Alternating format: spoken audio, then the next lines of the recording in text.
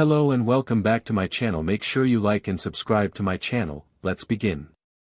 The halberd cracked, before exploded into little pieces. Next came the gallows, which shattered from underneath the two.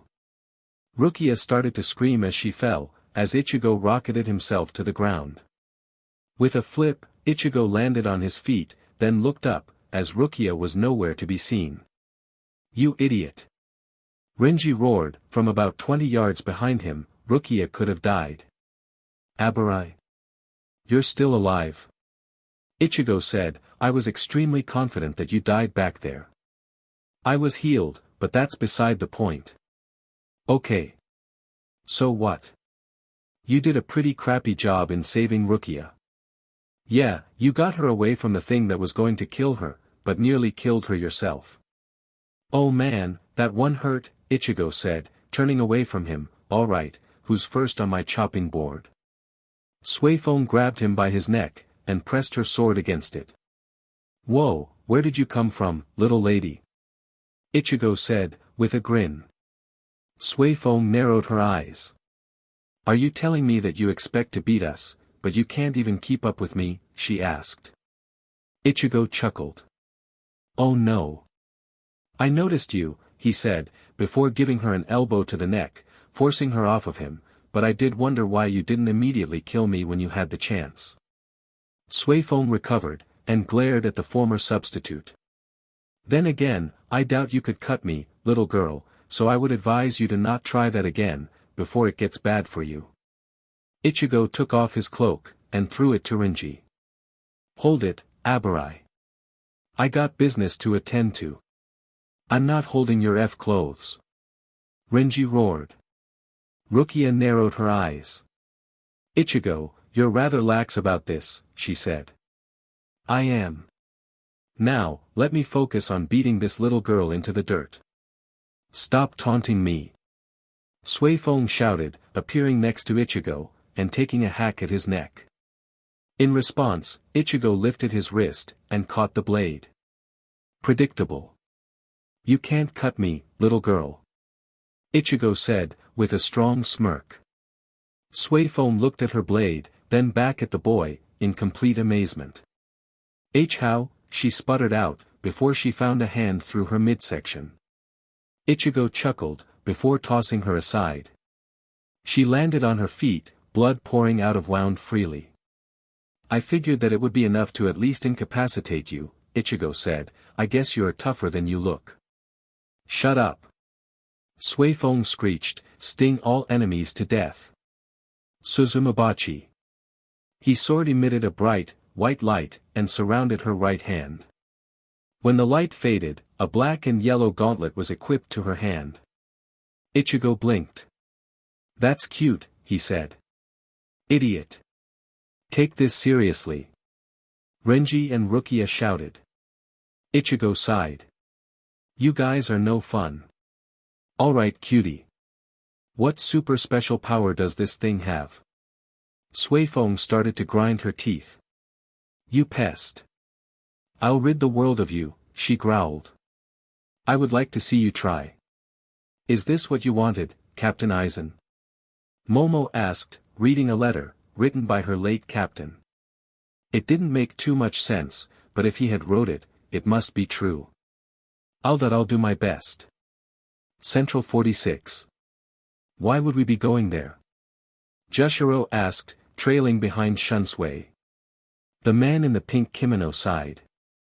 "Something's been bugging me since all of this started," he said. "We could find answers here." "I wish that was the case, but you're wrong," Yoruchi said, appearing behind them. "You know Central 46 is run by absolute idiots." Jushiro and Shunsui turned, in complete shock. "Shihoin-sama." Jushiro sputtered. Yoruchi chuckled. "No need to be so formal, Captain Udatake. Come with me, you two." With a swift, instinctual action, Ichigo knocked Suifeng's arm away. He then moved his left palm into her already wounded midsection, knocking her away. "Is that wound causing you more difficulties than you expected?" he asked. Suifeng wiped the sweat off of her forehead, and bared her teeth. I noticed that the 3 other captains haven't moved to help you. What's up with that? We are confident in Captain Suifeng's ability to defeat you, the elder of the group said, but we will get involved, if need be. Ichigo scoffed. She's not putting up a good show, right now, he said. I'm afraid I might accidentally end up killing her or something. That wouldn't be a good look for you, eh? Actually, Ikemara-jin said, you won't have to worry about the old man getting involved at all. Ichigo narrowed his eyes. What are you doing here? He asked. Leveling the playing field. Jin answered, shoot to kill, Shinso. The tiny dagger expanded, forcing the captain commander to block, or die. The force exerted pushed him off of the hill, into the colony of trees below. With a smirk, Jin flashed stepped after him. His vice-captain prepared to follow after him, but was stopped by Captain Unohana. Isane, go back to the squadron. I'll deal with the traitor. Vice-Captain Sasakaibe, stay here, she said, before leaping after them. You traitorous bstrd. Suifeng screamed, before finding Ichigo in front of her, sword drawn, and ready to cut. Don't take your eyes off of your opponent, he said, before cutting her across her chest. She fell back, with her wrists bleeding heavily. You blocked before I could cut through you into 2. That's rather impressive, Ichigo said. Suifeng tried to get back onto her feet, but couldn't, and collapsed. Captain. Omida Marekio shouted, before receiving an elbow to his gut, before an uppercut finished him off. All right, Ichigo said, before turning to avoid a slash, from Sasakaibe Chojiro, you're next. Stepping on the blade, keeping it in the dirt, Ichigo twisted his leg, kicking Chojiro in the face, with the back of his heel. He rolled his shoulder, as a blue ball of fire charged at him. Ichigo blocked the Kido with his wrist, and it exploded. Byakuya, taking advantage, charged in, stabbing at the former substitute with his sword. However, Ichigo caught the sword with his bare hand. That's not going to work, he said, nice try though. Byakuya narrowed his eyes, and flashed stepped away. I'm not going to take you lightly this time, he said. Ichigo grinned. That's good. If you value your life, you shouldn't. Ichigo. You can't win. Rukia shouted. Wow, you two are still here, Ichigo said, I guess neither of you are very smart. Whatever. And I can beat this pompous a-hole. Watch and see.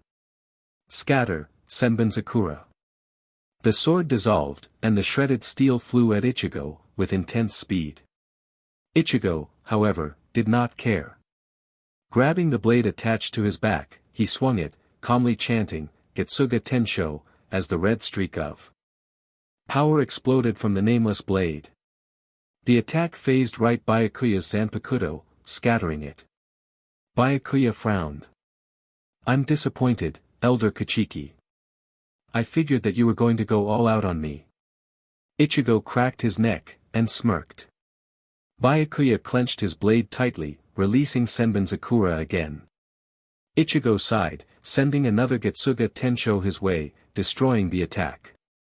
However, another wave of the scattered sword flew at Ichigo's side. Ooh! Nice one! Ichigo shouted, blasting the attack down, with a zero, almost dash. Interrupting him, was yet another wave Senbonzakura, bursting from underneath the earth, and ripping open his shoulder. Ichigo narrowed his eyes. Got me, he said, ah well. This wound isn't too deep. Splitting your attack into 3 different waves was creative, but this barely penetrated my collarbone. How arrogant, Byakuya said. I thought you were taking this seriously.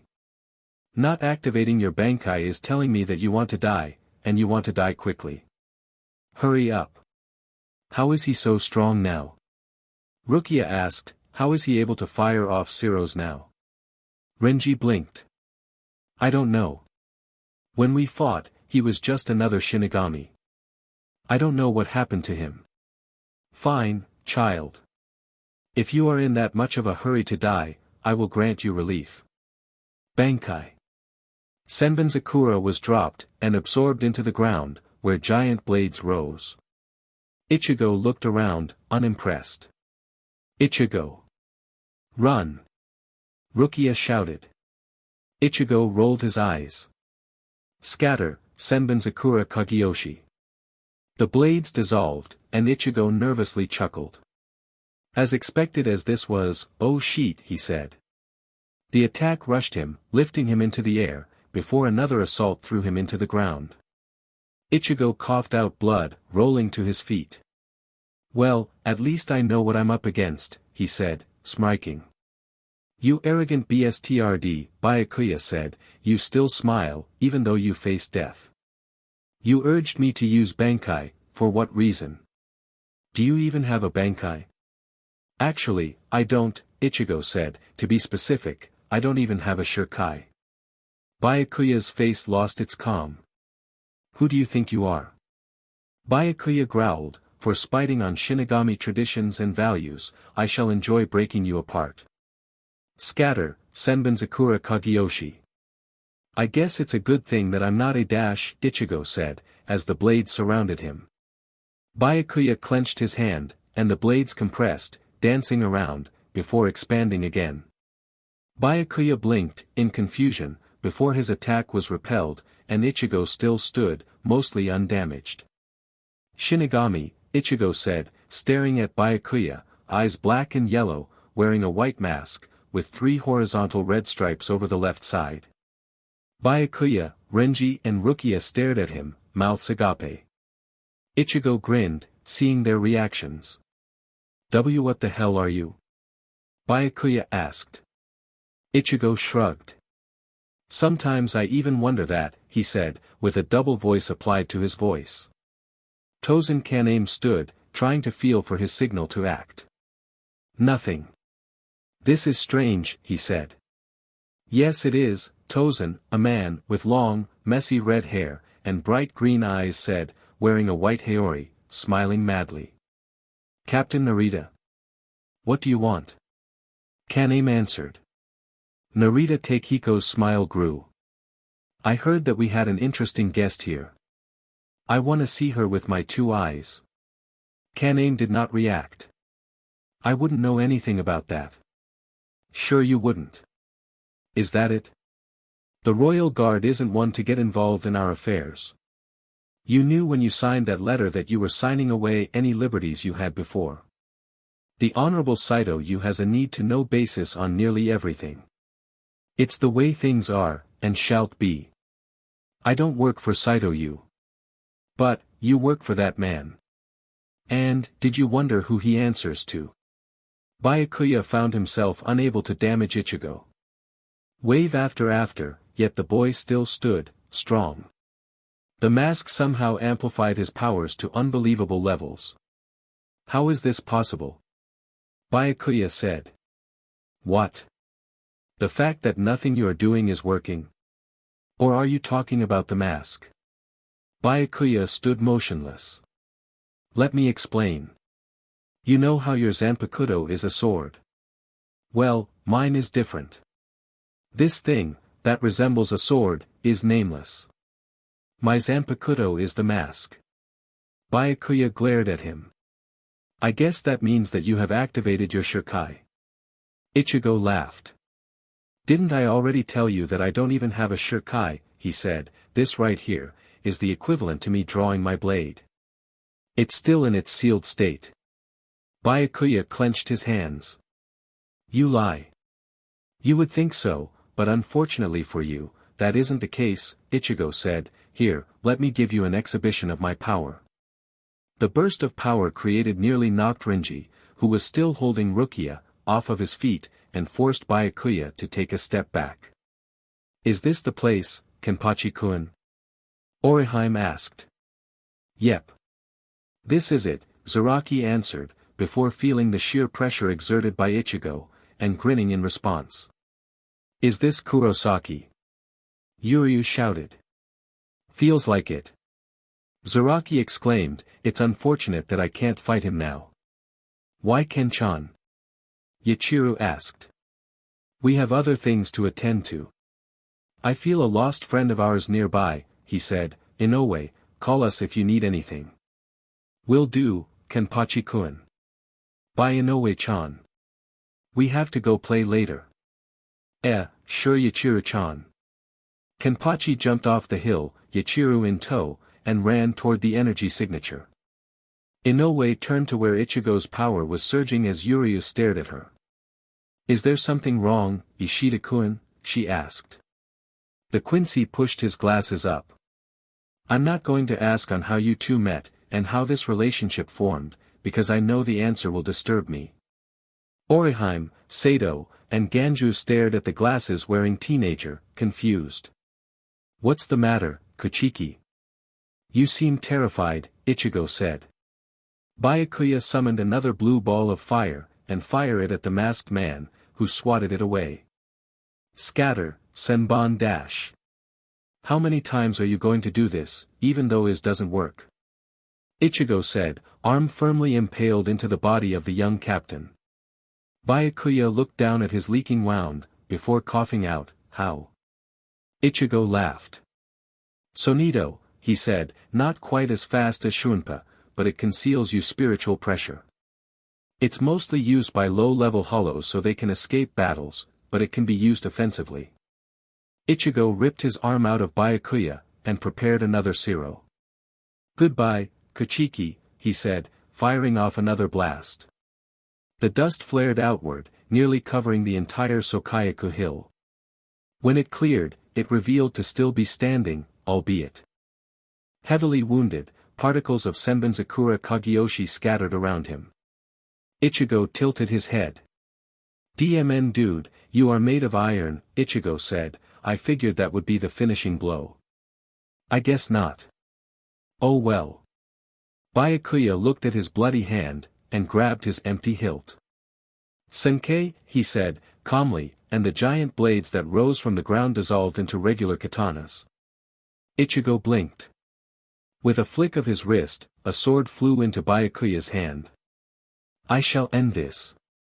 Ichigo chuckled. If only Rukia was made of the same sheet you were, I wouldn't be here right now. You do not know how to give up. Wordlessly, Byakuya Flash stepped in, slashing Ichigo across his shoulder. Ichigo grimaced. Alright, that was much more powerful than before, he thought, before Byakuya attempted to gut him, which was knocked away. Ichigo rolled back, clutching his nameless blade, shouting, Getsuga Tensho, which Byakuya deflected with his blade, causing minimal damage to him, but still breaking the blade. Byakuya called another sword forth, and Flash stepped behind Ichigo, impaling him through his chest. Ichigo grunted, falling forward, into a roll, feeling the burn of tearing muscles threaten to overtake him. Ichigo tried to escape, using Sonito, but Byakuya's superior speed caught up to him. Heido number 4, Byakurai, Byakuya said, shooting the blue lightning through Ichigo's chest, knocking him back. Sheet, Ichigo muttered, spitting blood. Well, this wasn't going well. It was, but now, Byakuya seemed to gain a second wind. Ichigo did think he revealed his mask a little too early. Yo Kamen, mind revealing your name now? Ichigo said aloud, confusing Byakuya. Nah, Kamen replied.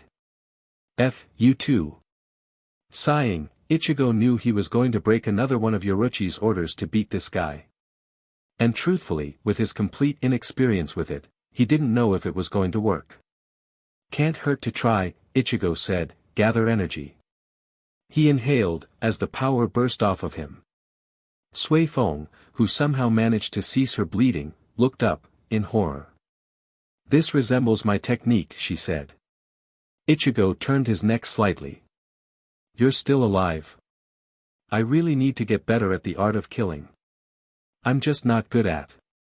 How are you doing this? This is a mixture of dash. Hakuda and Kido. I know. You didn't invent it. Yoruchi did, and she taught it to me, Sui Feng expression dropped. It's called Shunko. It's very hard to control. Yoruchi taught it to me, so I didn't have use my mask, but unfortunately, I was only taught it yesterday, so, hey, you only live once. This doesn't change anything, Byakuya said. I will still dash. Ichigo threw his blade at the captain, who shattered it effortlessly. When the momentary distraction subsided, Ichigo was nowhere to be found. This changes everything, Ichigo said, hand on Byakuya's shoulder. With a slight pull, the captain felt his arm go completely numb. Byakuya swung at Ichigo with his armed hand, but the boy had already disappeared. Mukonkaku. Renders anything that I touch completely useless. Isn't it awesome? Byakuya frowned. I will not lose to you, he said, no matter how badly my body is damaged, I will not lose to you. Ichigo popped his knuckles. I don't think you have a choice in the matter, Ichigo said. Byakuya charged in, swinging his sword down at the former substitute's neck, and it randomly disappearing. Byakuya stood, stunned. Hanky, Ichigo said, calmly, as his blade formed back into his hands, first appearing as liquid metal. Byakuya tried to pull out, but Ichigo tagged him, across the chest. Good one, Kuchiki, he said, if you didn't get out of the way, you would have been decapitated. Byakuya called another sword to his hands. Kurorokurai. Ichigo shouted, as black lightning shot out of his hand, and into Byakuya's midsection. Byakuya twitched in pain. Ichigo chuckled, darkly. I can increase the dosage, he said. Byakuya screamed in pain, before it stopped. Ichigo blinked, wondering what the hell just happened, before his arm exploded. Ichigo narrowed his eyes. Sheet.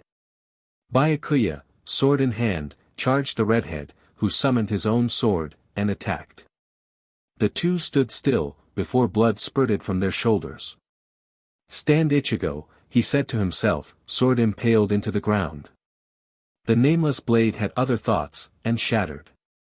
Ichigo shook his head. FNG sword, he said, before flicking his wrist, and a sword of light sprouted. Once more.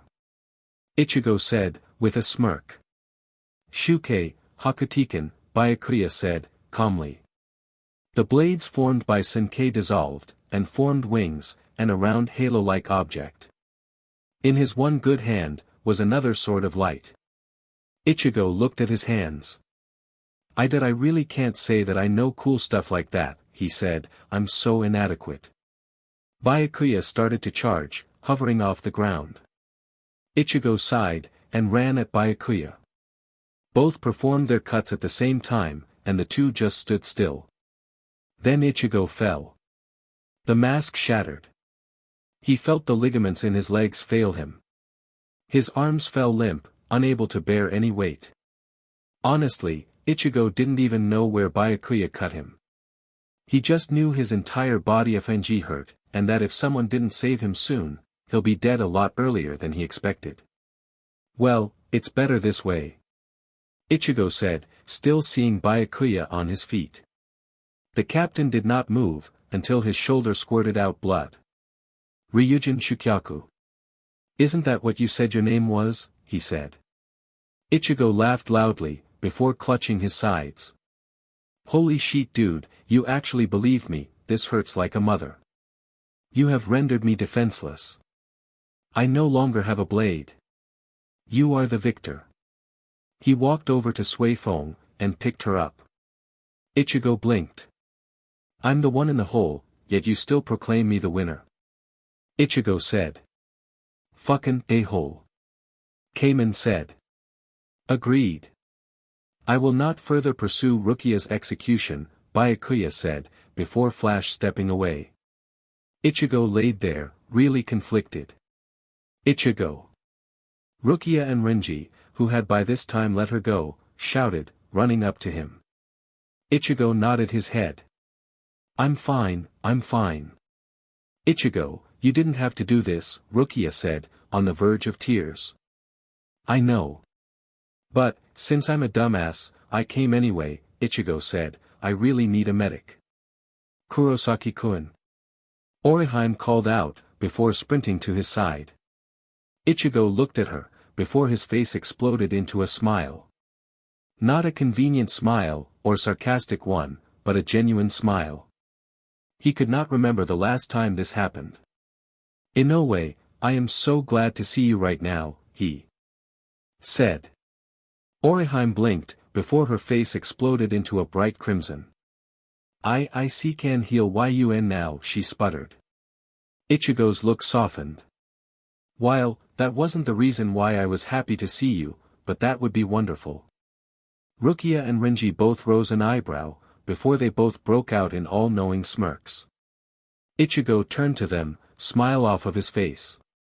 Don't look at me like that, he said, gruffly, before turning back to Orihime, who had Sato, Yuryu, and Ganju standing behind her. Whoa, the gang's all here. Surprisingly. I thought Ganju and the Quincy would be gone. Why me? Ganju shouted. Explain yourself, Kurosaki. Yuryu said, irritated. Well, you are kind of an idiot, and Ishida, honestly I can't think of why I don't this.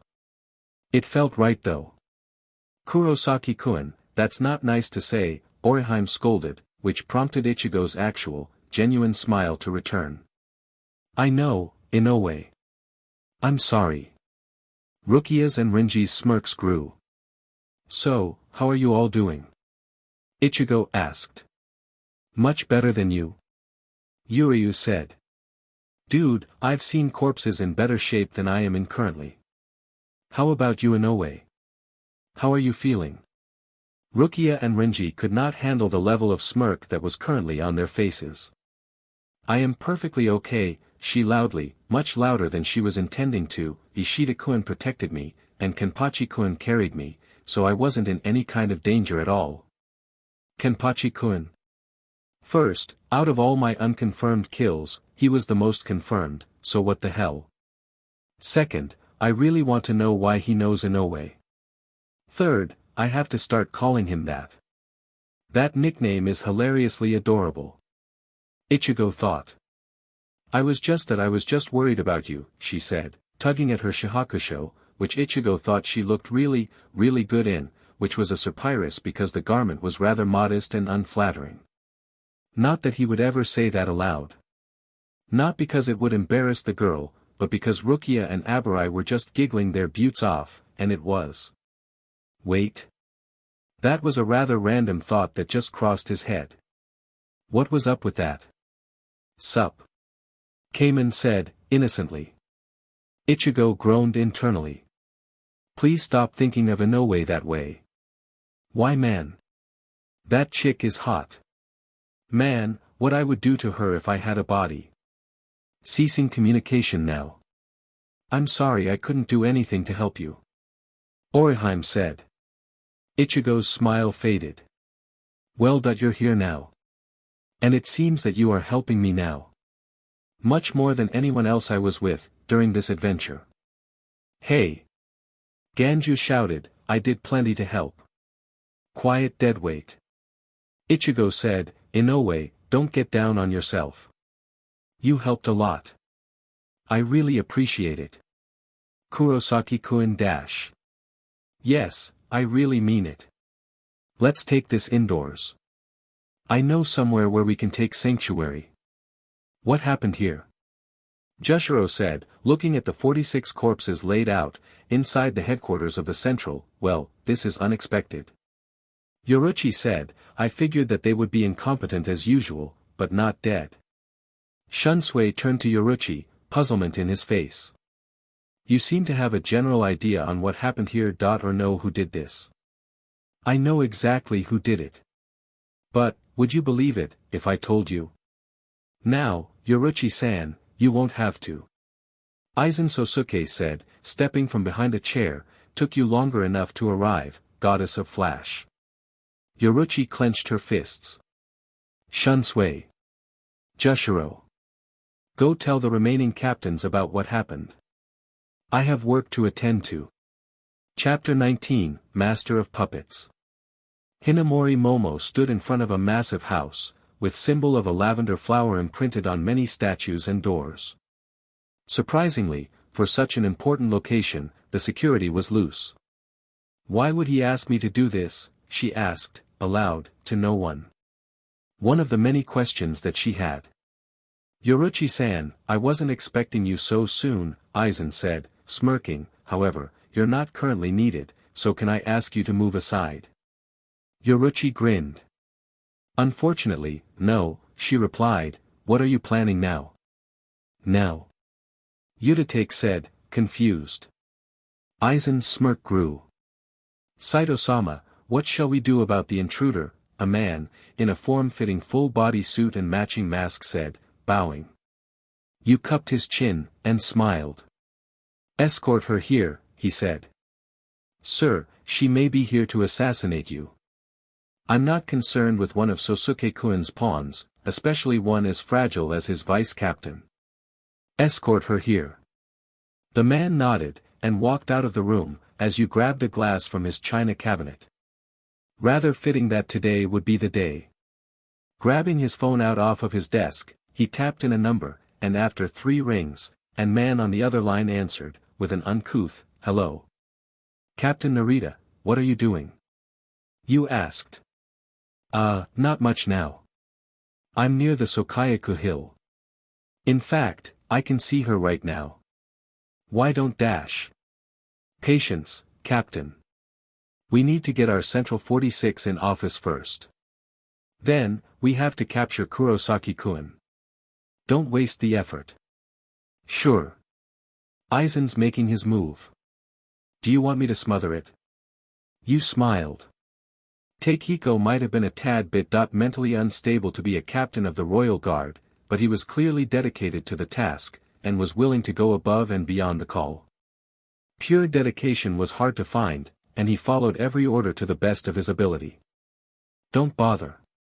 Kurosaki-kun still has yet play his part. Are you insinuating that Aizen has planned conspiracy in the past? Yutake said. Yoruchi nodded, silently. So I see. You were the one who ordered Rukia-chan to be executed. Shunsui said, you killed Central 46, and took their place. But how? That is none of your concern, Captain Kairaku, Aizen said, before stepping toward the trio. Yoruchi clenched her fists. Now, Shihoin-san, there is no need to fight me. Yoruchi smirked. True. I just want to. Momo crept through the truly massive mansion, apprehensively. She knew if she was found, she was going to be executed, but she had to try. But nothing made sense. Why would Captain Aizen ask her? Why would he bring up the royal family's wrongs with Central 46? Or even better yet, why not go to the Captain Commander? Nothing added up. Vice Captain Hinamori, a guard said, sternly. Momo nearly leaped out of her skin. The Honorable Saito Yu requests you to report. Come with me. Momo blinked. Vice Captain of the 5th Division, Hinamori Momo, reports as ordered, Momo squeaked out, bowing. Yu chuckled. You actually remembered your reporting procedures.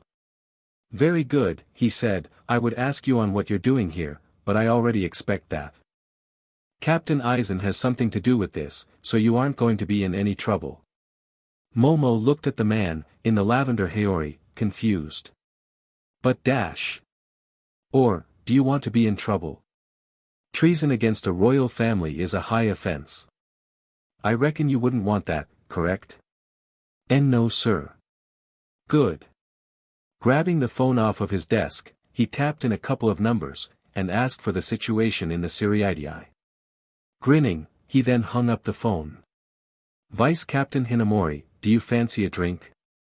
You offered. No sir, I am underage, Momo said, a little shocked at the offer. You laughed. Well, I am certainly not.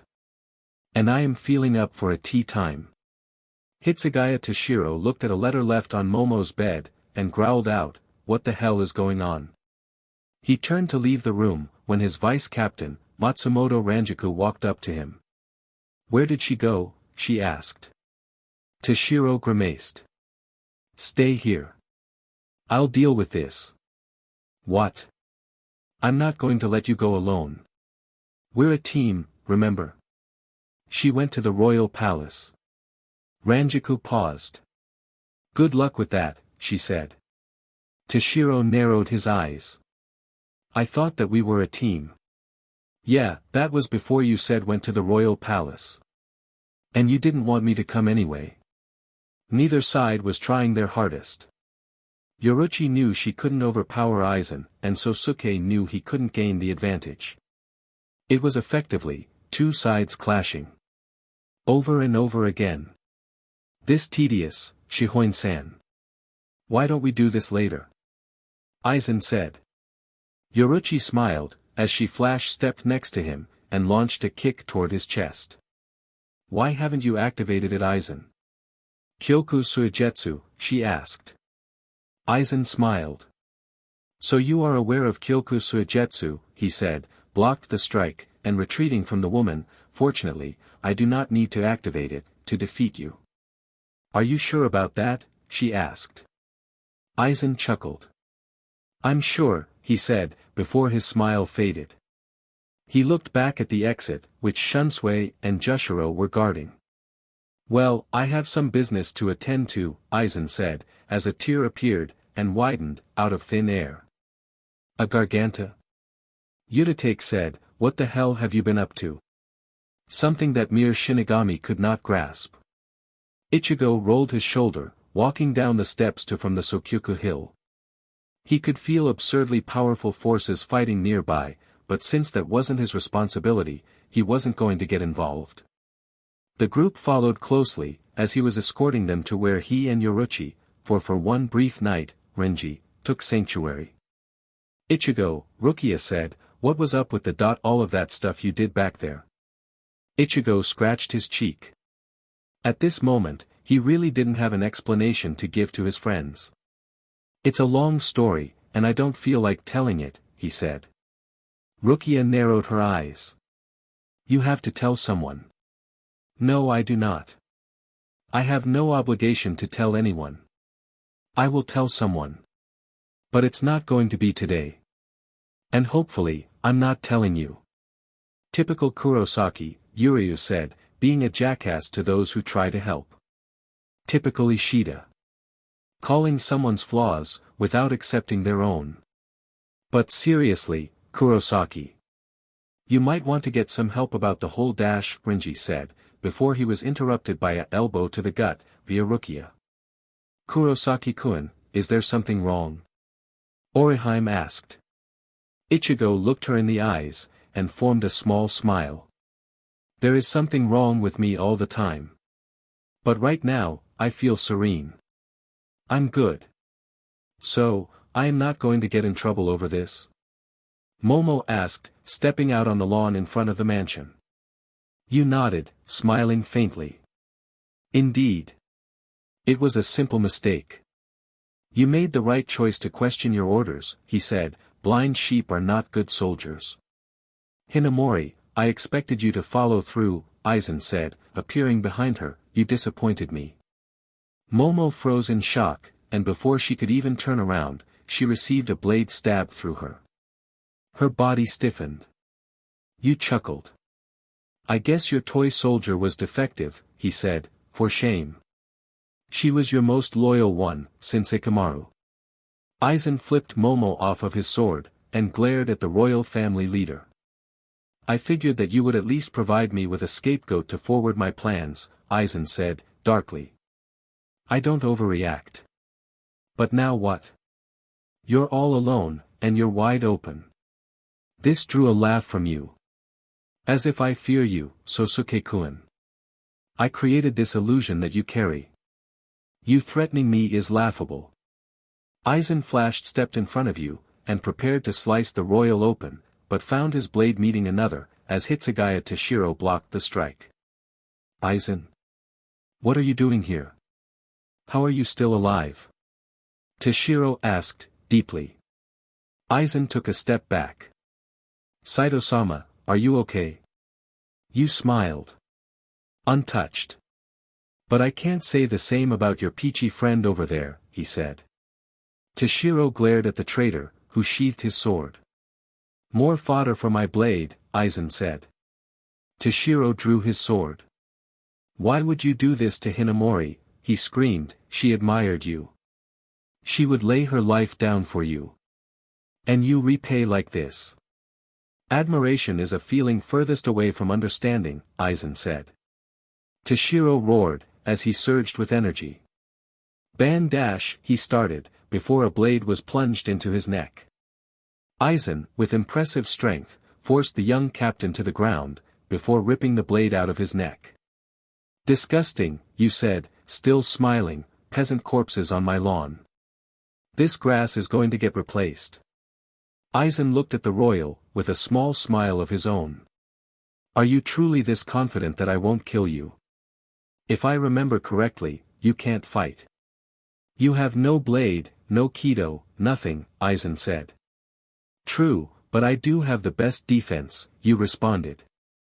Aizen scoffed, and charged him once more, and once again, was knocked back. Yo, Sosuke-ane, Narita Takehiko said, grinning. Aizen narrowed his eyes. Takehiko, did I figured that you would be smarter than this. Siding with this man. Takehiko chuckled. I don't side with this man. I side with the Soul King.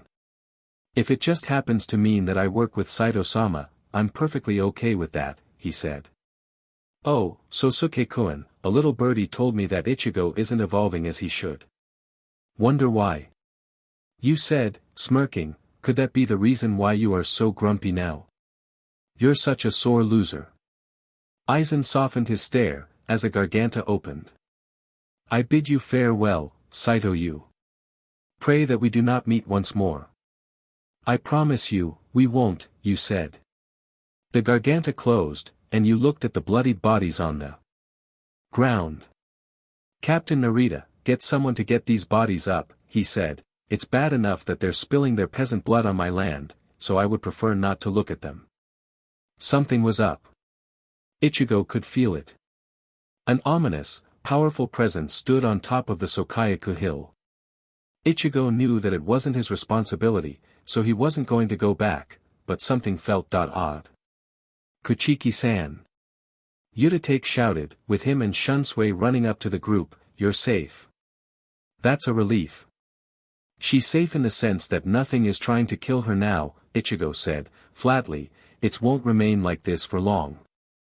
It doesn't matter. We'll protect her from anything. Renji shouted, right, Kurosaki. Wrong. You're on your own, short stuff. My body feels like crap, and all this fighting for someone I really don't even know, nor like that much. Kurosaki-kun. Orheim said, scolding him once more. Ichigo chuckled. Kidding. Now, what do you want? Kurosaki-san, I'm going to have to ask you to stay out of the way on this one, Shunsui said, this is business of the Soul Society.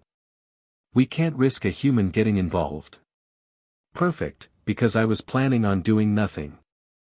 I think I have come to the conclusion that I hate this place, and nearly everyone in it, Ichigo responded. Now, Inoue, Chad, and Quincy, let's find Yoruchi, and leave this dump.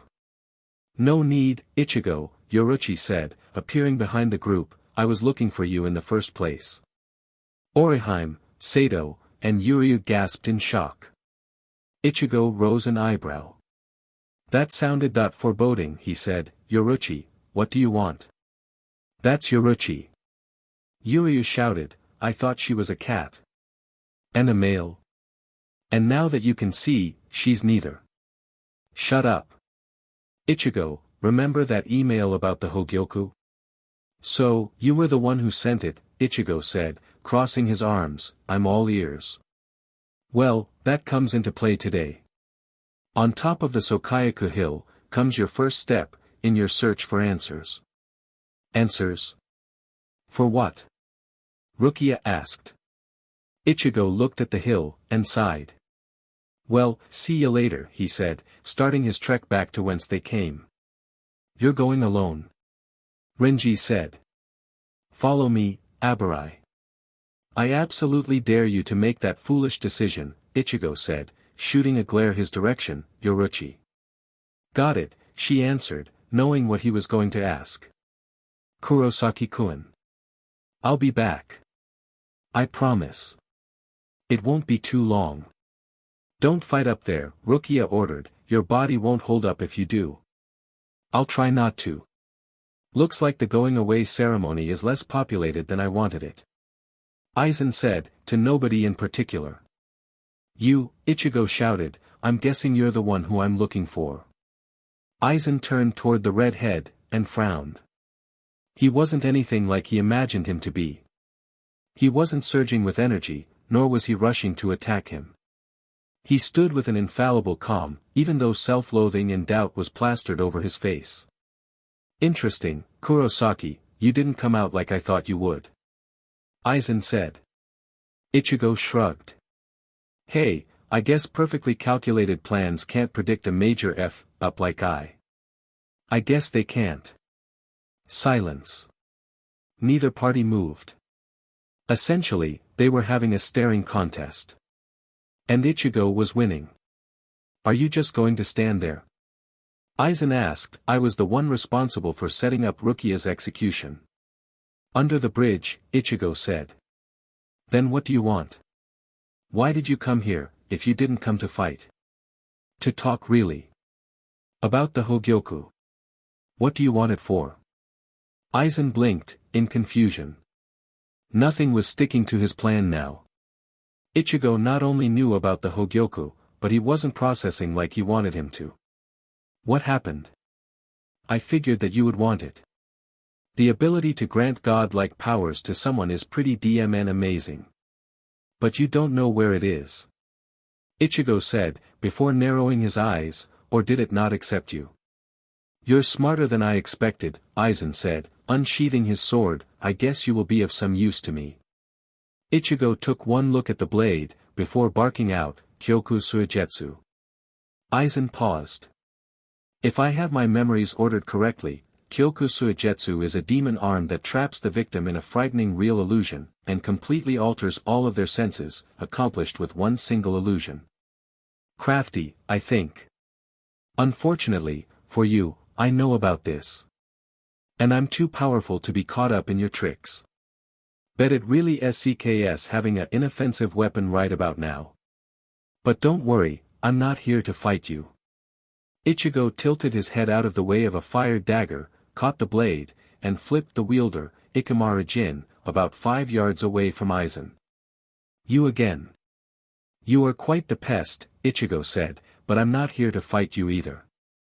I'm done, for right now. I'm not an ally of the Soul Society, so I truly don't care about what happens now. Just don't mess with my friends.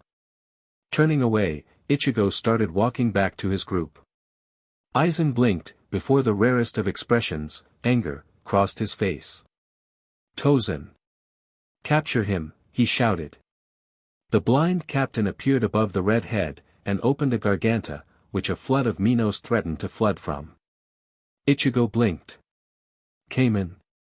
Let's do this, the mask shouted. In a split second, the white hollow mask covered Ichigo's face again, and he pointed 2 fingers toward the portal. Cero grados de fuga, he shouted, in his rough interpretation of Spanish, and a massive red ball exploded from his hand. It hit one of the Minos, crashing right through it, settling inside of the garganta. Ichigo then clenched his hand. Renji felt himself nearly keeling over from the force of the blast. It was overwhelmingly powerful. That can't be Ichigo, Sato said, in disbelief, nothing should be that powerful. He shouldn't be, Yoruchi said, calmly, but, unfortunately, it is. Kurosaki-kun.is he going to be alright? Yoruchi turned to her, ready to reveal what was going on with Ichigo, but when her eyes caught Oriheim's, all confidence faded away from her. It wasn't the look that she was losing a crush, but something deeper than that. It was much, much deeper than that. It's complicated. Aizen was ever surprised. He was rarely taken aback by anything. But why was this having such an effect on him? He stared at the red head, who was standing still, smirking, even as his arm dangled by a ligament. It didn't make sense. How the hell did he get so powerful so fast? It wasn't supposed to happen like this. I really wish you would stop doing that body, Ichigo said. There will be a point where Inoue will stop putting up with our bullshit, and stop giving us free medical. Jin, Tozen, we are leaving. Aizen said. Shame I can't stay a little longer, Jin said. Ichigo snorted. It'll be fun slaughtering you guys if you bother me again, he said, especially you, Fox Eyes. Oh my. So harsh. A yellow beam captured them, sprouting from a garganta, and they started to rise. This was rather anticlimactic. I never expected one child to completely and thoroughly derail your plans, Jin said. It won't matter in the end. I will achieve my victory, Aizen said. Ichigo. What did I tell you not to do? Rukia screeched into his ears. Ichigo rolled his eyes. Not to fight, he replied, flatly. And what did you do? I defended myself. It was rain, wait, I don't have to answer to you. He gently shoved her out of his way, and sat next to Inoue. I truly hate doing this to you, but can you? Ichigo asked, gently, with a bowed head. Orihime flashed him a great smile, and summoned her fairies. Of course, Kurosaki-kun. Stop it, Inoue-san. All you're doing is encouraging him to act like a retd whenever the hell he wants to. Rukia shouted. Wow, you are really taking this to heart. Maybe you need to calm your memps down, and back the hell off of me. DMN idiot. Rukia growled. Calm down, Rukia, Renji said, if he wants to act like an idiot, let him. Cut your tongue, Abarai. I do believe you were the one rushing into a battle with the lesbian-looking dude, and got your butt beat in. Thoroughly. Enisama does not look like a lesbian. Rukia shouted, blushing heavily. I could have said something a lot more offensive, but I felt that this was the most appropriate choice of word. My bad, Ichigo said, smirking, you two are rather easy to agitate today. Must be all that pent-up rage that's going to be expelled today. Rukia and Renji turned bright red. That I'm leaving. Rukia said, dumbstruck. But aren't you a wanted convict? Orihime asked, taking her focus off of Ichigo's barely attached arm, won't they execute you if they find you? Better that, than being anywhere close to that idiot. And, to be fair, they won't find her. Shinigami are pretty much horrible at their jobs. No need to hide, Yoruchi said, appearing next to Orihime, producing a loud squeak, which had her crashing into Ichigo's wounded arm. The strawberry shivered in pain, as Orihime repeatedly apologized. What do you mean? Rukia asked. They gave you a full pardon. Once it was revealed that Aizen was the reason behind all of this, they had to save face somehow. You're free to go, Rukia. The small girl's face lit up. I can go home, she asked. Yoruchi nodded. Happy thoughts, Ichigo said, disrupting the mood, this little opera of positive endings is boring me. If you two are going to leave, and relieve yourselves of some rage, do so, and hurry. Have fun, kiddies. Stay safe. Yeah, this guy is a real irritant. Renji said. How did you deal with him? Rukia asked. Patience, thick skin, and patience. Yoruchi said. Aizen sat on a throne, is his castle, built in the desolate deserts of Hueco Mundo. He didn't achieve his great victory, nor did he have his ascension, but that was to come. But something did bother him. Why was he so powerful, he said, aloud, to no one, soul bonding never proved to be that powerful in the past. So, what happened? Chapter 20, over now. Ichigo already knew his morning was ruined when he awoke with Yuryu's face being the first thing he saw. The normally small room that Ichigo slept in had been invaded by two others, leaving very little space for comfort, especially when one of the invaders was 6'5", and built like a truck. Ichigo sighed, and carefully maneuvered his way out of the room, and into the main area of the hut. He then yawned, grabbing the top to his shihakusho, and tossing it over his torso, as if it was a cowl. He plunged his hands into his pockets, and pulled out an empty coffee package. He scowled. Son of a beach, he groaned, dropping the useless bag. Well, he has no idea how this morning could get worse. What's the matter, Ichigo? Rukia asked, walking through the door, clad in her own shihakusho. Ichigo grimaced. He really needs to stop tempting fate. What do you want so early in the goddamn morning? Ichigo asked, voice deep. Rukia chuckled. Someone sounds grumpy on this fine morning. What's biting you? Do you Shinigami types have any kind of coffee? Rukia shook her head. We have tea. I believe that it's healthier for you anyway, if Captain Unohana's medical briefings are correct. If I wanted some Fenji tea, I would have Fenji ask for it, Ichigo said, voice dripping with edge, but he wasn't yelling. Rukia rolled her eyes. Whatever, I'm not here for you. Fantastic. When Inoue-san wakes up, can you tell her that I would love to see her? Rukia said, sweetly. Ichigo narrowed his eyes. Maybe. Go away. You're such a downer. And you're such a brat. Go away. Well dash. Are you Kurosaki Ichigo? A new, feminine voice said, entering the room. Ichigo rose an eyebrow. Vice Captain Kuratsuchi. What are you doing here? Rukia asked. How the hell do people keep finding this place? Ichigo wondered, I thought this place was concealed. Kuratsuchi-sama would like to speak to you, Nimue said, tonelessly. Ichigo narrowed his eyes. What for?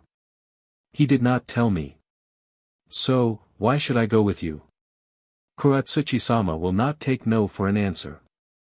He wants to speak to you immediately. Ichigo sighed, and put his arms through his sleeves. This is stupid, he growled, tying his top.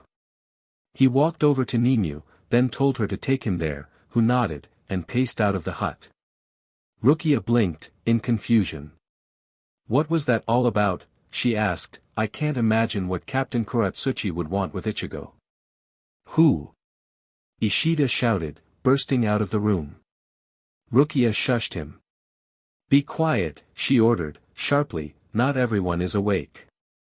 Yuryu narrowed his eyes. Who is Kurosaki going to see? Captain Kuratsuchi. The Quincy's expression hardened. That tyrant, what does he want? I don't know. Why are you here in the first place? I really don't need to answer to you. Just tell Inoue-san that I would like to speak to her. Rukia said, before she departed. Yuryu sighed, as he sat against the wall. Well, this is different. Ichigo said. What do you mean? Nimue asked, continuing to lead the way. You're quiet. I don't know too many quiet people. I'm sorry if this disturbing you. I like quiet. It's a nice change of pace from hectic. Nimue really didn't know how to respond. But, Ichigo said, continuing the conversation, I don't know anything about you. So you're going to have to speak up a little. My name is Kuratsuchi Nimue, she answered, there's not much interesting about me. I bet there is, Ichigo said, don't sell yourself short. Why do you care so much? I don't. But you all can't be all bad. You're late, girl, Mayuri said, harshly. Ichigo walked through the grand doors, with a neutral expression on his face. My apologizes, Kuratsuchi-sama. I could not find where Kurosaki was located, Nimue said, bowing. Doesn't matter. Kurosaki Ichigo, how are you today? Do you care for a seat? Ichigo crossed his arms, and glared at the man in the bizarre makeup. No thanks. I'll stand, he said, hurry up and tell me why I'm here. I don't have the time to speak to clowns. Mayuri cackled. So, this is the spawn of Masaki. So disappointing. Mayuri looked at the young man's face, expecting a grand display of emotion, but found himself disappointed when there was none. My mother? Ichigo said, calmly, I doubt that she would willingly associate with you, so there must be some circumstance on how you know her. I did have the misfortune of working with that brat. Names may change, but memories cannot, as much as I would want them. Let me guess. She outshined you. Only in the eyes of that incompetent moron, Sterling. Ichigo blinked twice. James Sterling, he said. Mayuri grimaced. A so-called scientist. Instead of focusing on innovation and discovery, he focused on life. There is nothing to discover with live subjects. Is that so?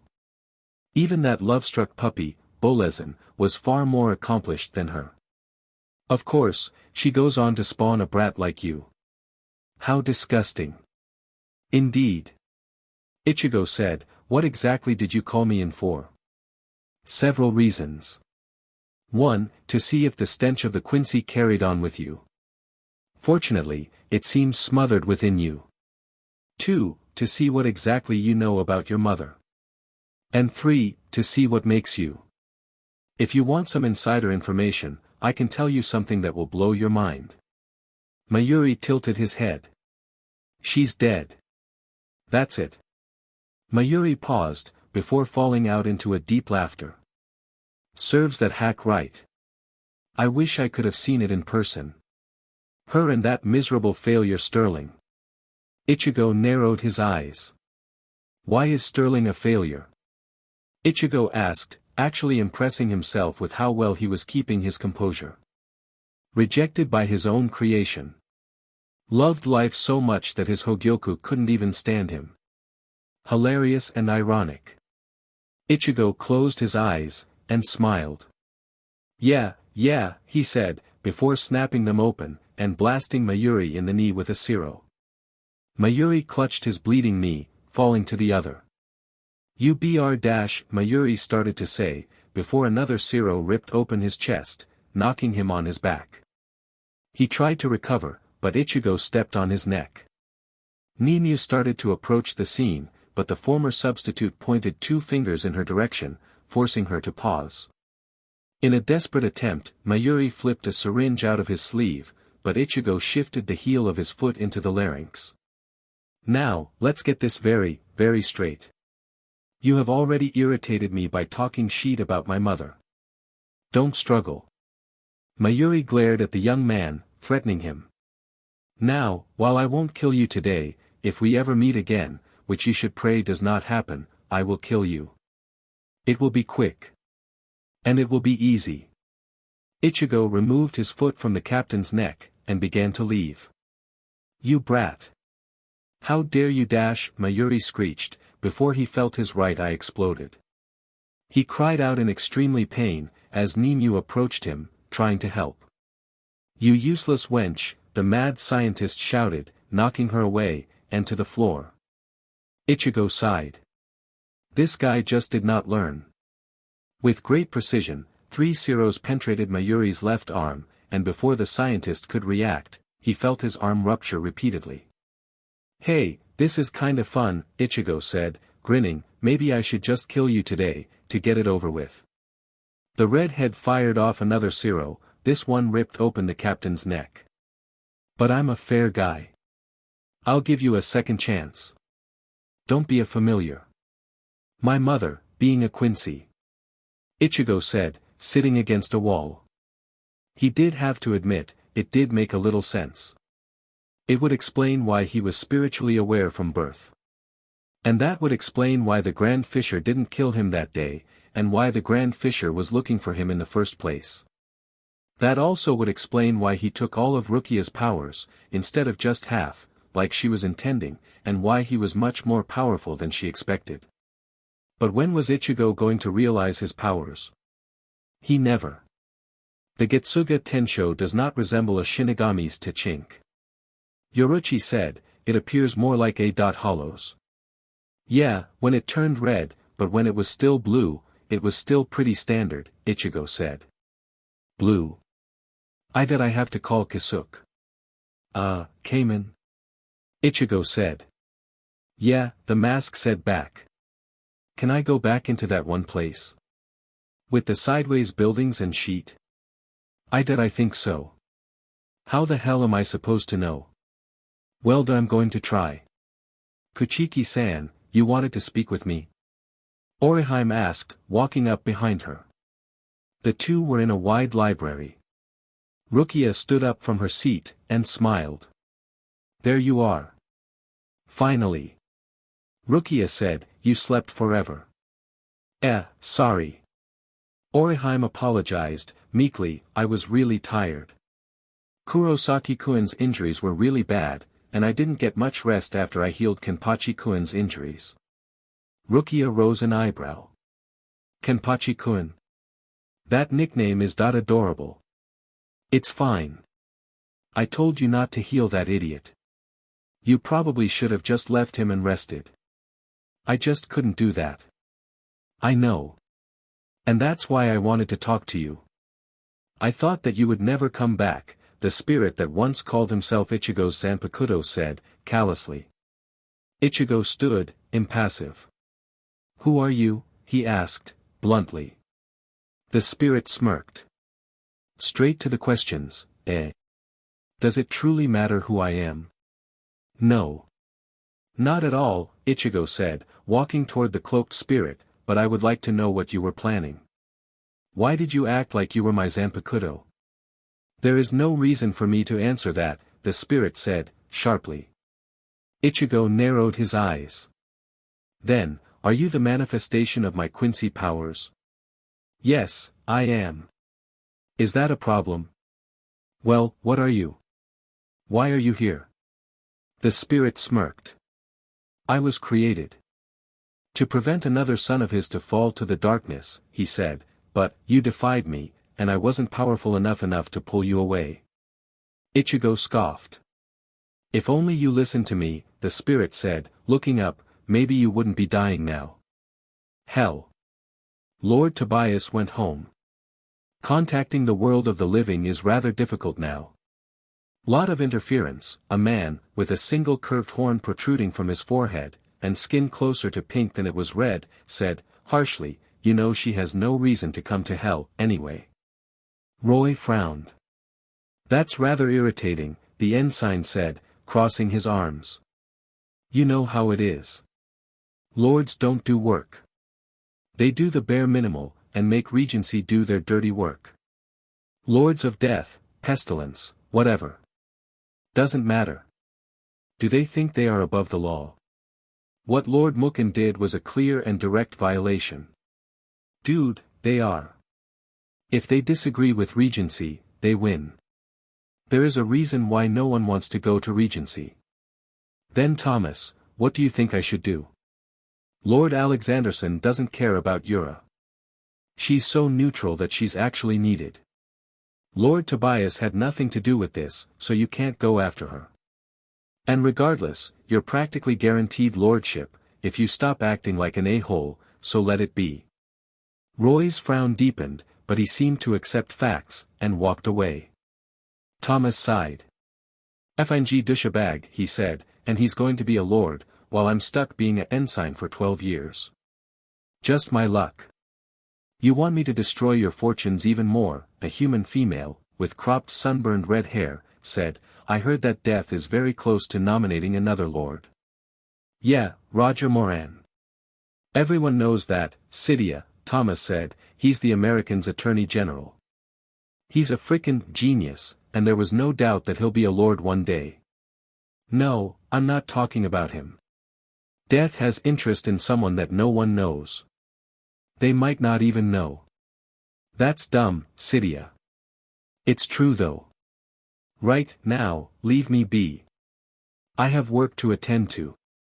So you're actually going to do some work, now? Cydia asked, with a smirk on her face. Thomas grimaced. Maybe if you leave. Inoue-san, you have better people skills than I do, Rukia admitted, and that I have something that I have been trying to do, but failing in mustering up the confidence. Do you want me to help you with something? Orihime asked, timidly. Rukia sighed. No, I have to do this myself. But, I would like some advice. From me? Oh no, I don't think I can offer anything that could help you. Orihime said. Sure you can. You're the most social person I have ever met. Surely you would have some advice on how to apologize. Apologize? Ah. But you just did. I knew you could help, Rukia shouted. Orihime blinked. Eh? Did I? I'm sorry. I knew you were going to be helpful. Captain Yukatake, is that Kuchiki-san? Katsubaki Sentaro asked, standing behind his white-haired captain. Yep. She seems to be having an engaging conversation with her new friend, Jushiro said, smiling. I'm rather pleased how well she's readjusting to life, now. Well, that was useless. Ichigo said, eyes narrowed. Kamen, now what? We can question your father about this mess. He'll surely know something about this, Kamen said. We can't just throw questions out at him. We have to force it out of him. How? Ichigo, in response to this question, closed his eyes. I'll think of something. Kurosaki-san, who are you speaking to? Nimue asked, appearing next to the unfocused Ichigo. The red hair turned toward her. Myself. Literally. What are you doing here? He asked. Nimue looked down. I have come here to beg for Kuratsuchi-sama's life, she said. Ichigo rose an eyebrow. Excuse me. He is a proud man, and believes that he won't be killed by you, but I do worry. Please, I'll do anything dash. Like I said earlier, I am going to kill that man, the next time I see him. Nothing you can do will change that. Why would you beg for the life of garbage? And if you can't see that side of him, then take a deeper look. Nimue didn't say anything. Can I ask something of you? Ichigo said, standing up. Nimue said nothing. Can I see the results of the Quincy genocide research? It's important. Nimue looked Ichigo in the eyes, and felt a surge of confidence surge through her. I can take you to the library where the files are held, she said. That would be great. Let on. Himmelskammer, the birthplace of the Quincy, the realm that connects heaven and hell together, and believed to be the birthplace of humanity. Before, souls ran rampart, and the balance of the world was in critical condition, nearly completely collapsed. But one hero, a large man, wielding a great bow, made of collected souls, corrected everything, completed the soul, and brought balance to the world. His name was Yawatch. This is odd. Ichigo read over the passage 3 times, each time wondering what it meant. Birthplace of humanity? What does this mean? I don't get it. If humanity did not exist, then why was the world unbalanced? What does this mean? Kamen said, confused. Nimue, do you know what this means? Ichigo asked. Nimue shook her head. I am unaware. Kuratsuchi-sama is also unaware on what it means, she said. Ichigo looked back at the book, then back at her. How was humanity created, even though souls already existed? That doesn't make sense. According to legend, the soul is made of 5 parts: life, death, emotion, will, and humanity. It was likely that before humanity was controlled, souls just devoured anything they touched. Similar to what the stripped humanity does, inside the abyss. They, like incomplete souls, desire to be complete more than anything, and it is the only thing that drives them. Abyss? What's that? The abyss is the realm that separates purgatory, where the horsemen of the apocalypse reside, and Sheol, the deepest layer of hell. It is where condemned souls depart to. The stripped humanity devours the soul, leaving only the soul's humanity remaining. The cycle continues forever. So this Yawatch guy created humanity, out of thin air, and gave it to the incomplete souls. That's an extreme case of bullshit, if I ever heard one. Nimue shook her head, softly. Yawatch did not create humanity. Humanity had always existed, but the souls could not find it. How? He exposed the souls to the darkness. However, for this, he was condemned and imprisoned in Sheol, stripped of his power. In order to keep control of the balance of the worlds, the horseman who represents death created a weapon. Who could purify the soul, and keep the balance? The Zanpakuto. Yhwach was furious at this. Despite losing his former powers, he developed new ones, more powerful, and more dangerous than his last. Instead of fighting with souls, he fought to destroy them, and with his new powers, could do so easily. With his radical new ways, he spread his powers to those who he had chosen, and dubbed them the Quincy, a new race, and that they would overthrow the horsemen, and take control over the souls he had completed. But, in the end, he was again sealed, despite the horsemen having to create an apocalypse to do so. But power like his cannot be controlled. Despite heavy tensions between the two forces, those who wielded Zanpakuto, the Shinigami, and the Quincy were mostly peaceful. But let me guess. Something bad happened, and the Shinigami started mowing down the Quincy. Would explain why Ishida called himself the last Quincy, Ichigo interjected. Nimue nodded. The order came directly from the Soul King, a being with a completely incorruptible soul. According to Captain Commander Tsukino Goro, the leader of the Japanese branch of the Shinigami, the Quincy had found a way to kill the Soul King. The order was placed about 400 years ago, so it makes sense that there are not a lot of Quincy left. Still, this doesn't make any DMN sense. If the Quincy were just handed their powers out like that, what will killing them do? It was believed that Yhwach would not return. It turns out that we were wrong. With his ability to create new Quincy, the threat may never be extinguished. So, I guess his main target us the Soul King. I guess that you guy was just doing his job, investigating us, and all, Ichigo said. Nimue's eyes slightly widened. You met Saito-sama? That is a surprise, she said, surprised, but her tone clearly lacking any of the emotion. Yeah. Wasn't that his job? As the leader of the Royal Guard? Nimue shook her head. No.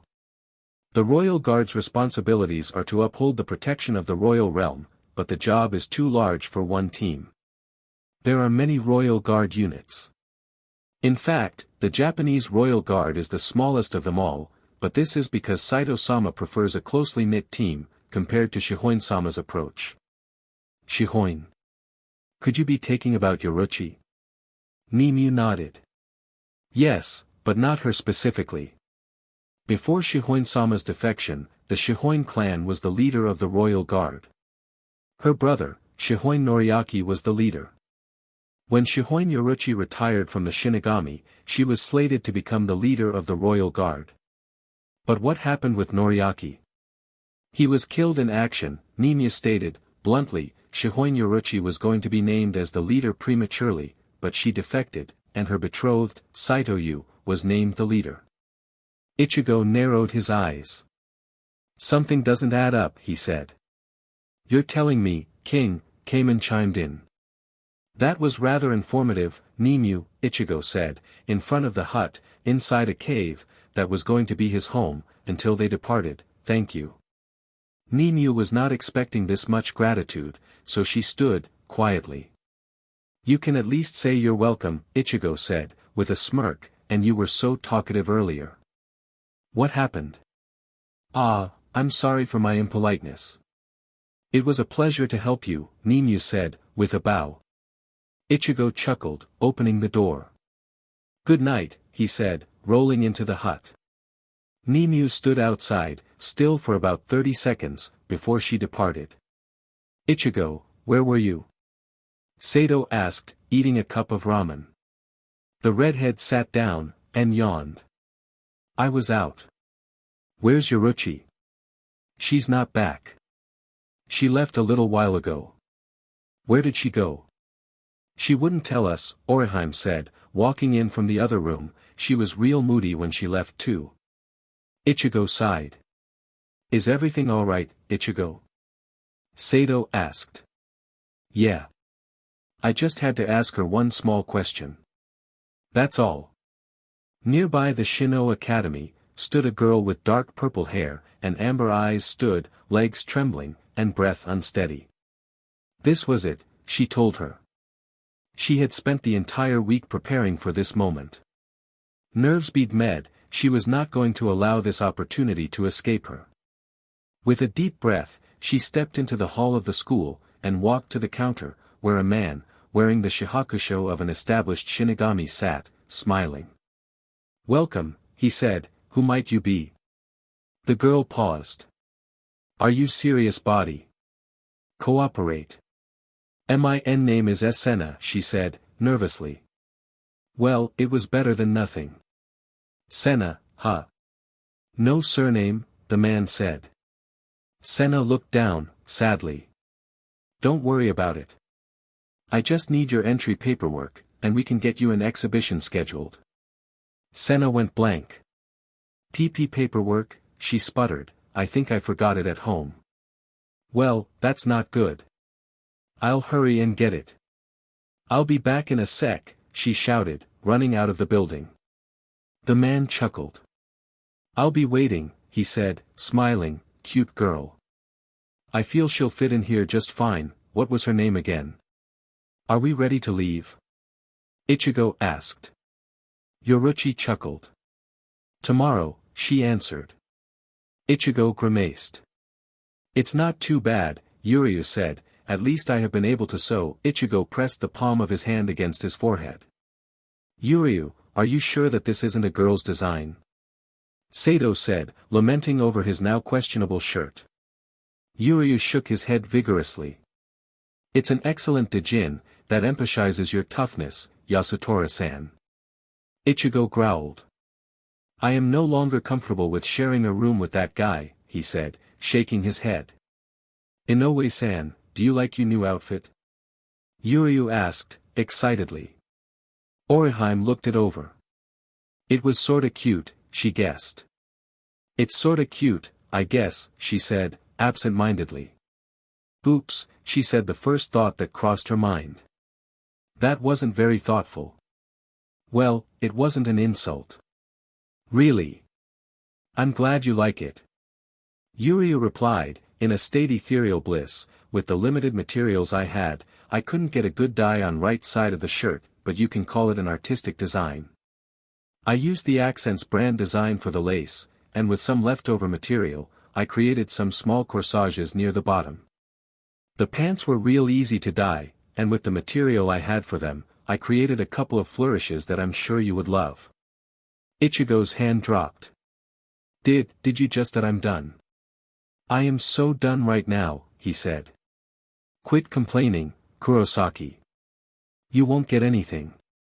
I don't want anything from you. I'm out." "Wait dash. Nope." The door slammed shut, and Yuryu sighed. "I was just going to ask him to deliver Rukia's dress," the Quincy said. Oriheim grabbed the dress, and gushed over it. "It's so cute," she said. "Maybe you're better at creating female clothing," Sato said. "God, how I hate this place," Ichigo said, looking into the skies. He had walked through the Siriidii a few times, and he found every trip awful, and exhausting. "I need to get home now," he said. "Ah, Kurosaki Ichigo," a unfamiliar female voice said, from behind him. Ichigo turned, slowly, eyes narrowed. "It is I," he said, darkly. The silver-haired female's posture visibly shrunk. See Captain Unohana W would like an audience W with you," she said, meekly. Ichigo exhaled. "Lead the way." "And your wounds?" Retsu asked. "Non-existent," Ichigo replied, "can we make this quick? I already had a bad experience with one captain, post-pardon. Let's not make that two." "You need not worry about me," she said, "and I heard about the aforementioned incident. You aren't making yourself out as a good ally." "I'm not your ally." "And why is that?" "I'm not a Shinigami, I hate this place, and I nearly murdered 2 of your fellow captains. I'm not about to apologize to them, nor am I going to be fighting beside them." "That's a poor way to look at things," Retsu said. Ichigo shrugged. Yeah, but that's the way it is. Am I done here? What is the nature of Inoue-san's healing ability? Every time I see another work by her, I get more and more curious. Ichigo blinked. Honestly, I have no idea. All I know that it's not healing. It's something more powerful than that. This dress is so cute. Kuchiki-san is going to love it. Orihime shouted, I wonder why Ishida-kun made Kuchiki-san's dress so cute. Oh. She started to giggle uncontrollably, blushing a hot red.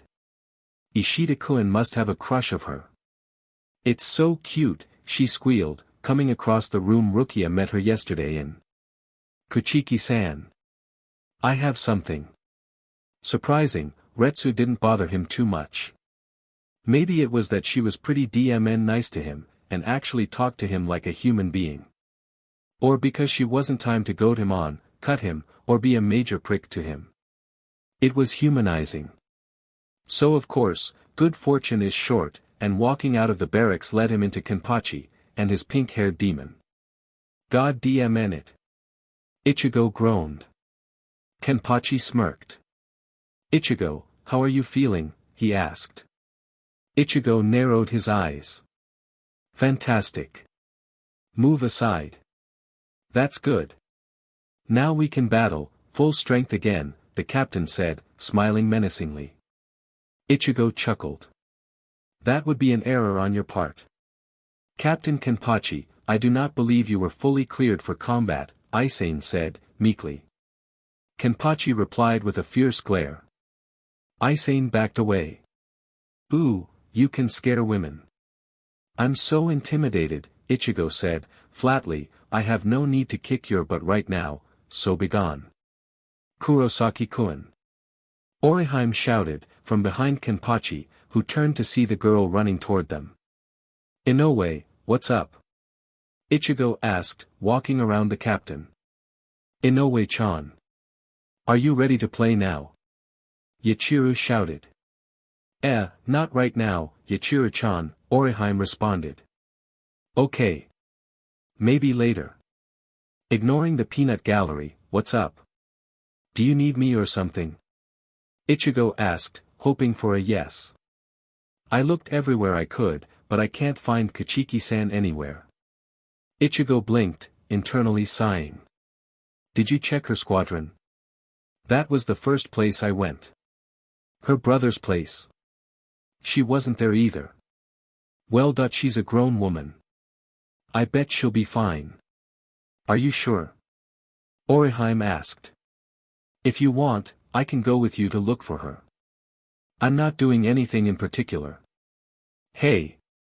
What about our fight? Kenpachi shouted. I'm not doing anything in particular, Ichigo repeated. That would be great. Thank you. No problem.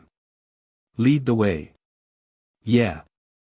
Forget about that fox-eyed bstrd of a traitor, chanted the duo of Matsumoto Ranjaku and Kira Izuru, both holding bottles of sake. Yuhu. Shuhei. Care for a drink?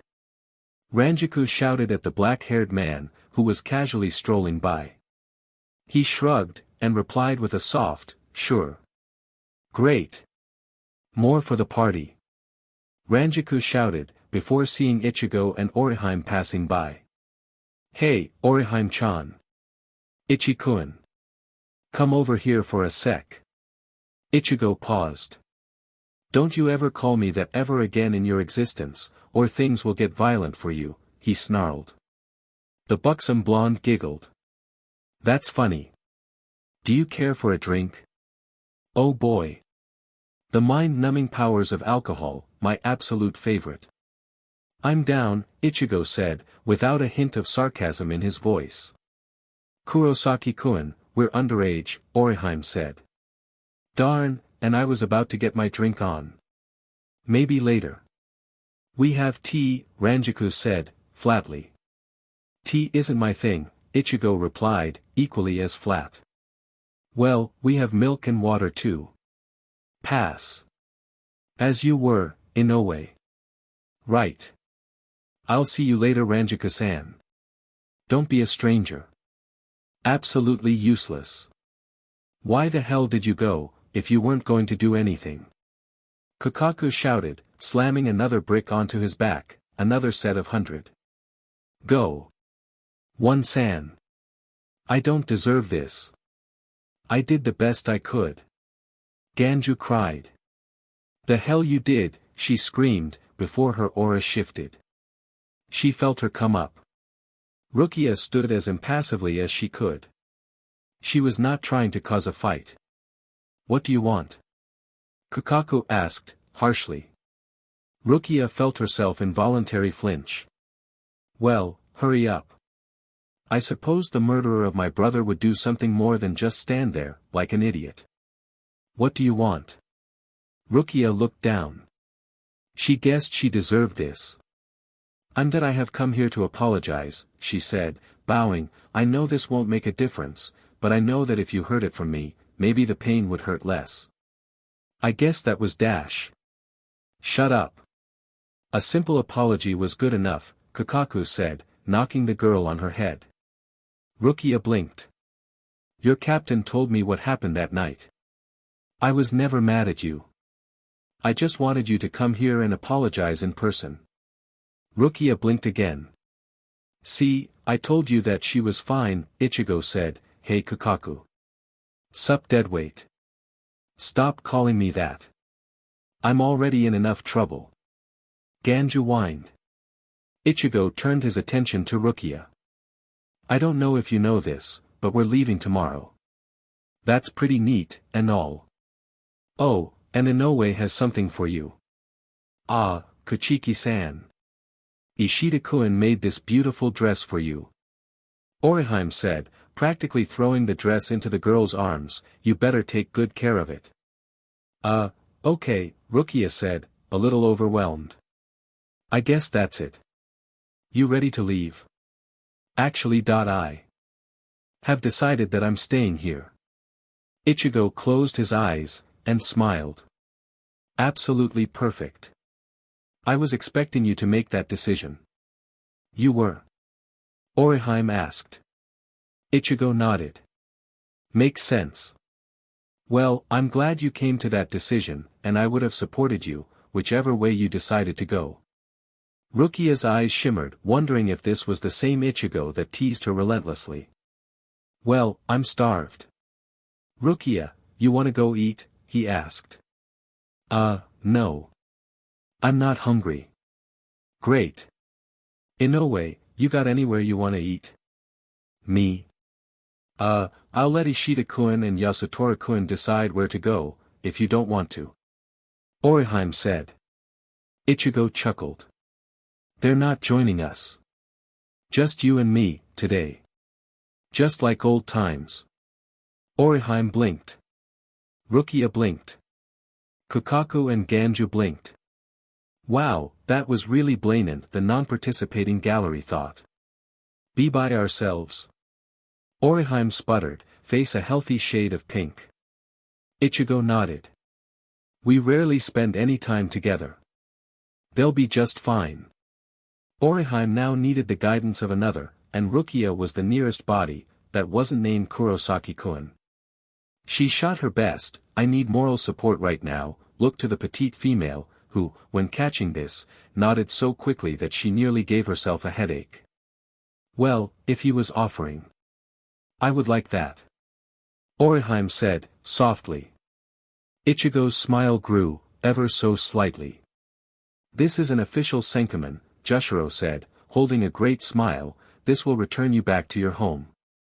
Thank you, Ichigo said, flatly. I never thought that I would say this, but I am looking forward to returning to Karakura. Oh, Kurosaki-san, I have something for you. The white-haired man gave Ichigo a wooden medallion, with a skull, resembling a hollow mask on it. Ichigo narrowed his eyes. It will allow you to return to your Shinigami state whenever you please. It is a very powerful artifact. Please do not lose it. Yeah. Ichigo said, placing it in his shirt. Whatever. Abyss. Inside the abyss, light did not exist. It was eternally dark, only illuminated by the unfortunate souls that landed there. The abyss is where darkness goes to hide. The abyss is where hope goes to crumble. Also inside the abyss, sat a man, with long black hair, and piercing aqua-green eyes. The Scara was turned black, due to corruption. Despite his physical appearance being that of a human, he was clearly not. "Let me keep my sanity," the man said, hollowly, 1.T2.T.Thr.3. With every mistake, the faster he tapped his weapon into the ground, his weapon being a unique combination of a trident, a spear, and a halberd. "Let me keep my sanity," the repeated, "let me remember those close to me, what is my name? DM in it. My name's not important." He stood up, as the stripped humanity started to gather. "Leave me alone. I'm not lost," he screamed, as water exploded from his weapon, dispersing the crowd. "Now, let me continue. My sister's name. My sister's name, was it Kukakaku? I think so. Brothers. I had two. Let me think. Point one was named. Point one was named. DM in it. Ganju. Point one was definitely named Ganju, the other. The man paced around. Walking back and forth seemed to jog his memory. The other was named Ishin. No, yes. His name was Ishin. I can remember that. Small victories was all he had left, he had realized long ago. I was married. I remember that. Her name. For the now destroyed psyche of one named Shiba Kaien, this was a daily occurrence. He would eventually remember her name, Rukia's, and his captain's, but never his own, but on a daily basis, he knew that he was losing something. A few weeks ago, he forgot Sentaro and Kaion's names, weeks before that he forgot his best friends. He knew he was eventually going to lose his sanity, and lose the small remnants of his memory, and he knew he was going to fall, but he knew that if he could escape, he could go back to living his old life. Fighting underneath his captain, being the best vice-captain he could be, and a good husband to Miyako. But he had to escape. And escaping the abyss was no small task. So Shiba Kaien anguished, hoping someone would help him. But, like every single day he could remember, no help came. Chapter 21, New Dawn Fades. Why are we falling? Yuryu screamed, I thought we were using the official means of transportation. Stop screaming, Ichigo said, calmly, you're going to cause a scene. We are back in our physical bodies, Sato calmly reminded the Quincy. Yuryu bit down. We're going to be fine, Yoruchi, back in her cat body, said. As she finished saying this, a white tapestry wrapped itself around the group, sealing them from sight. What's happening? Oriheim asked. Relax. It's probably one of the shopkeeper's stupid inventions, Ichigo said, shutting his eyes. All right. Here it comes. Jinta shouted, holding a Kanabo high, Jinta home run. Tensai death catch, the burly man shouted, catching the ball, and unfurling it. Ichigo, calmly sitting in the middle of the carpet, opened his eyes. Welcome back. Urahara sang. Ichigo shut his eyes again. Not worth it. So, Kurosaki-san, how was it? The shopkeeper asked. Meh. It wasn't worth the price of admission, the redhead answered, not bothering to open his eyes. Oh, you sound so grumpy. Stop that, before you turn my grumpiness into anger. The first time Ichigo was proactive, rather than reactive. It was a very sunny day, for it to be October. And instead of going out, and doing some sort of fun activity, Ichigo was at a funeral.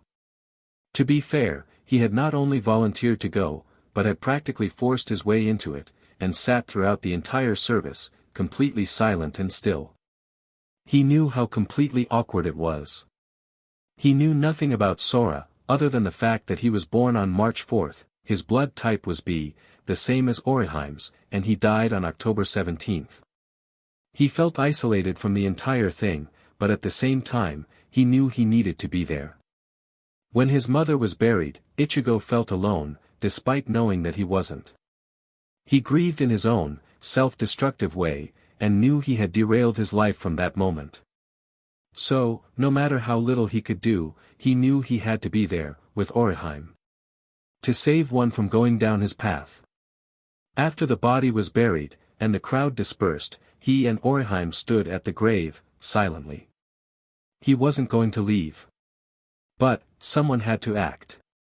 Oh. Orihime suddenly quipped, "I'm sorry," she said.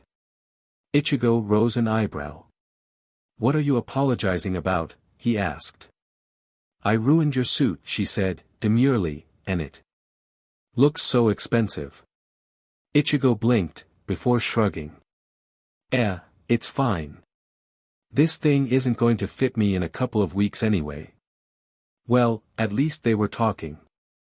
A previous attempt, one taking place about 8 days ago, ended in horrific disaster, as Orihime refused to say anything other than her name to him, and Ichigo was strong-armed by guilt and pity into spending 3 extremely awkward hours with the downtrodden girl. A 13-year boy, even one as emotionally scarred and beaten as Ichigo, was not prepared for this. It absolutely frightened the hell out of him. With Chad, he couldn't read the emotions of the giant anyway, but he seemed fine. And when something was off, they would talk, and that would be that. Chad was easy. But Orihime was different. She was a girl. And Ichigo had no idea how to tackle this problem. Girls took a lot of finesse to heal their wounds. And the only experiences he had with females barely counted, so he was looking up a brick wall, wondering how he could get over it. Well, if he had to scale this wall, he might want to set up a foundation. "Inoue, would you like to eat dinner with me and my family?" he asked. Well, as stupid as it was to see he could drag her back to the place that the worst ending to the worst day in her life took place, he had to show her that she wasn't alone. And what's better than a nice dinner, provided by a loving family, who would be more than ready to accept her? She just had to accept. "Are you sure it's okay?" Orihime asked. Ichigo nodded. "It'll be fine. Come on, it'll be fun." Orihime sported a small, nervous smile, and she looked at the ground. "Oh okay, I'll go," she said, softly. Ichigo smiled. "Okay. I'll let you get changed into something less black," Ichigo said. "I'm going to pick you up in 30 minutes, okay?" Orihime nodded, and Ichigo started to walk home, before pausing. Inoue? Yes. Where do you live? Dad, I really wish I did not have to ask a grown man this, especially my father, but for tonight, please act like a normal, responsible member of society. Ichigo asked, almost pleading. Isshin rose an eyebrow. For what? He shouted, are you ashamed of me? Yes. Extremely. But please don't be you. Can you do that? Please. You're ashamed of me. Isshin said, with tears brimming in eyes, oh, my dearest Masaki. Oh, how our children have turned on me. Ichigo narrowed his eyes. Could you please take down that poster? It's creepy. He's even ashamed of you. Isshin cried. Ichigo rubbed his temples. I don't have time for this. I'll be back. Well, this was going to SCK. He probably should have thought this through. He knew his dad probably wouldn't be super cooperative with his pleas. He knew that he was going to trudge through hours of awkward, tense moments of himself wondering where he was going to hide the body, while apologizing for his father.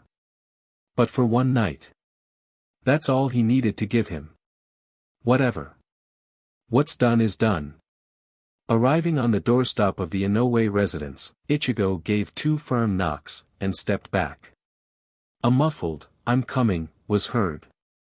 Hey, Ichigo said, coolly, as the door opened. Orihime, clad in a white dress, and pale yellow sweater, offered a small smile. Hi, Kurosaki-kun, she said, was I taking too long? Ichigo shook his head. You're fine. You didn't need to dress so formally. It's just dinner. Orihime shook her head. But it's my first time meeting your family. First impressions are the lasting impression. Ichigo nodded. I guess that's so, you ready to go? Dread crept throughout Ichigo's body with every step the two took.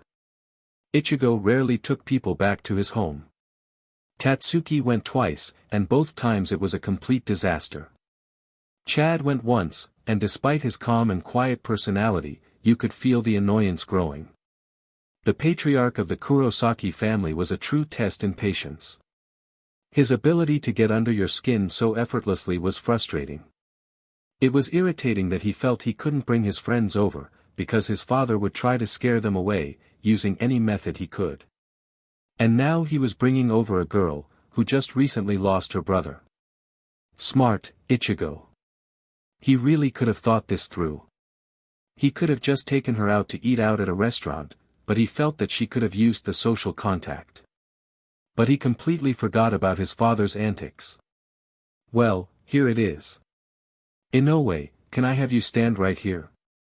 For just a second, Ichigo asked. Orihime blinked. Okay, she replied, softly. Ichigo sighed, and entered his house.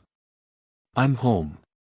My guest is here, Yuzu, Ichigo announced, flatly. Dad, remember what we discussed.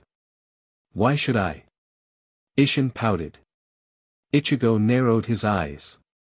Because I have a guest coming over, and I doubt that they want to be a witness to your insanity.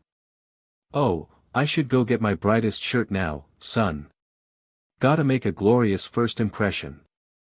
I swear, whatever. Ichigo growled, turning back to the door. He sighed, opening the door tentatively. Come on in, he said, much flatter than he wanted.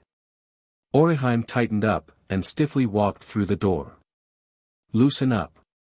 We're an informal family, Ichigo said, very informal, too informal. Okay. Don't sweat it. My family is real easy to get along with. Has Oniai-san gotten back yet? Yuzu asked, placing the fifth, and final plate at the table. Karen shrugged. I think so. Dad went back to his room, saying something about a brighter shirt. Brighter? Yuzu, Karen, what's up? Ichigo said, walking into the kitchen, and guiding himself toward the refrigerator, where their old man go. In his room, Karen replied. Well, anyway, my guest is in the living room. She's very fragile right now, so please don't overboard her. You brought home a girl? Yuzu asked. Ichigo blinked. I don't see how that matters, but yes. Seriously, she been having a rough week. Play nice.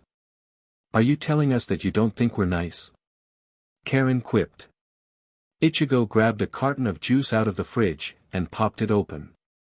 Play nice, he repeated.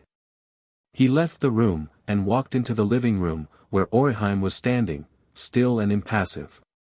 Sit, Ichigo commanded, plopping down on the couch. Relax, my friend. Sorry. I'm just a little nervous. Don't be. You have nothing to be nervous about. Are you Dash? Ichigo. Isshin sang from upstairs, which Ichigo responded with by shutting his eyes, and groaning. What? He said, deeply. What's the matter, boy? Isshin shouted, practically jumping down the steps, and catching eye of the nervous. Orihime. Isshin paused. Ichigo's mind started to race. Okay, maybe he's seeing why I made a big deal out of this, and he realizes why I asked him to be a rational and sane being tonight. Isshin blinked, still silent. Please say something, this silence isn't making me feel good. Then Isshin smiled warmly. Oh, hello Inoue-chan. It's a pleasure to welcome you into our home. Ichigo exhaled internally. See, no need to worry. This night is just going to go all right. Of course my son would be so worried about making this a perfect night. He has invited such a beautiful girl into our humble abode. I'm so proud of you, son. Isshin cried, Masaki, our boy has grown so much. Ichigo's eyebrows twitched. I will murder you in your sleep, old man. Shopkeeper, can I ask you something? Ichigo said, sitting cross-legged on the carpet. Kisuke nodded. What happened the last time the Shinigami were faced with a substitute? Because they were pretty dead set on killing me. Kisuke frowned. Well, the last substitute turned rogue on them, and Central 46 thrown down the harshest punishment for the crime. Did you not put in a good word for your kind? Kisuke asked. Ichigo shrugged. Not really. Are you sure that Central 46 actually was behind that? It could have been that Aizen guy. Maybe, but I doubt it. Central 46 was not particularly fond of substitutes. While we're on the subject, I was given strict orders by Yoruichi not to fight hollows. Kisuke glanced back at him, wearing his usual grin. Why would I care, he asked. Ichigo again shrugged. I don't know. Just because. If you are wondering, there is already a replacement for Kachiki-san. However, he isn't very good at his job. Too bad you can't help him out. Too bad. So, Kurosaki-san, if you were to describe your current being, what would you say? Kisuke asked. Ichigo's eyes softened. Everything, I guess, he replied, staring at his hands. The first time Ichigo was constructive, rather than destructive. Meh, Chad, learning how to play this thing isn't so hard, Ichigo said, grinning, holding a red and white guitar. The teacher, Yasutora Sato, sat quietly. Of course, you can't be trying to teach me this soft rock garbage, man. Teach me the hard stuff. The louder and more abrasive the music gets, the uglier it gets, Sato said, I don't like negative music. It's a shame, because I know I do, Ichigo said, with a chuckle, but seriously man, thanks for the lessons. It's been real helpful, and you're pretty good at this. You should be in a band, or something. You think so? Sato asked. Ichigo replied, with a smile and a nod. Jitano Shigeo. You're in a band with that bum? Ichigo said. Sato nodded. I didn't know that you knew him, he replied. Ichigo scoffed. I don't. But he's always bothering my boss. Always fishing for a date. I didn't know that. That your friend is aching for some Christmas cake, or that I had a job. Both. Dude, I took you to my job 2 weeks ago. How did you forget so fast? Idiot. Get to work. Ikumi screamed at Ichigo, who was lounging out on her couch. The teen pointed to a whiteboard, which read, Orders. Ikumi walked over to it, and scowled. So what if you're done? Get off your butt and do something. I don't get paid enough for this bullshit. Ichigo said, unmoving. Ikumi nearly popped a blood vessel. I swear to God, you won't be paid at all if you don't start moving in the next 5 seconds. I work off of commissions. Your meager restitution means nothing to me. Ichigo, are you here? Sato called out, walking through the entrance. Right on time, Ichigo said, turning his head, I mean that in a literal sense too, because I'm very sure this chick is about to assault me. Call me a chick again, and you'll be able to see your ribcage, Ikumi said, crossing her arms. Ichigo snickered in response. So, is that cougar hunter with you? He asked. Ikumi narrowed her eyes. I feel like that cougar comment was directed at me, so when I figure out what it means, I'm going to track you down, and kick you butt. I'll like to see that. Would you now? Absolutely. Ichigo, Sato said, before the situation degraded any further. Yo. I came here to tell you thank you. Ichigo blinked, before sitting up. For what? For everything.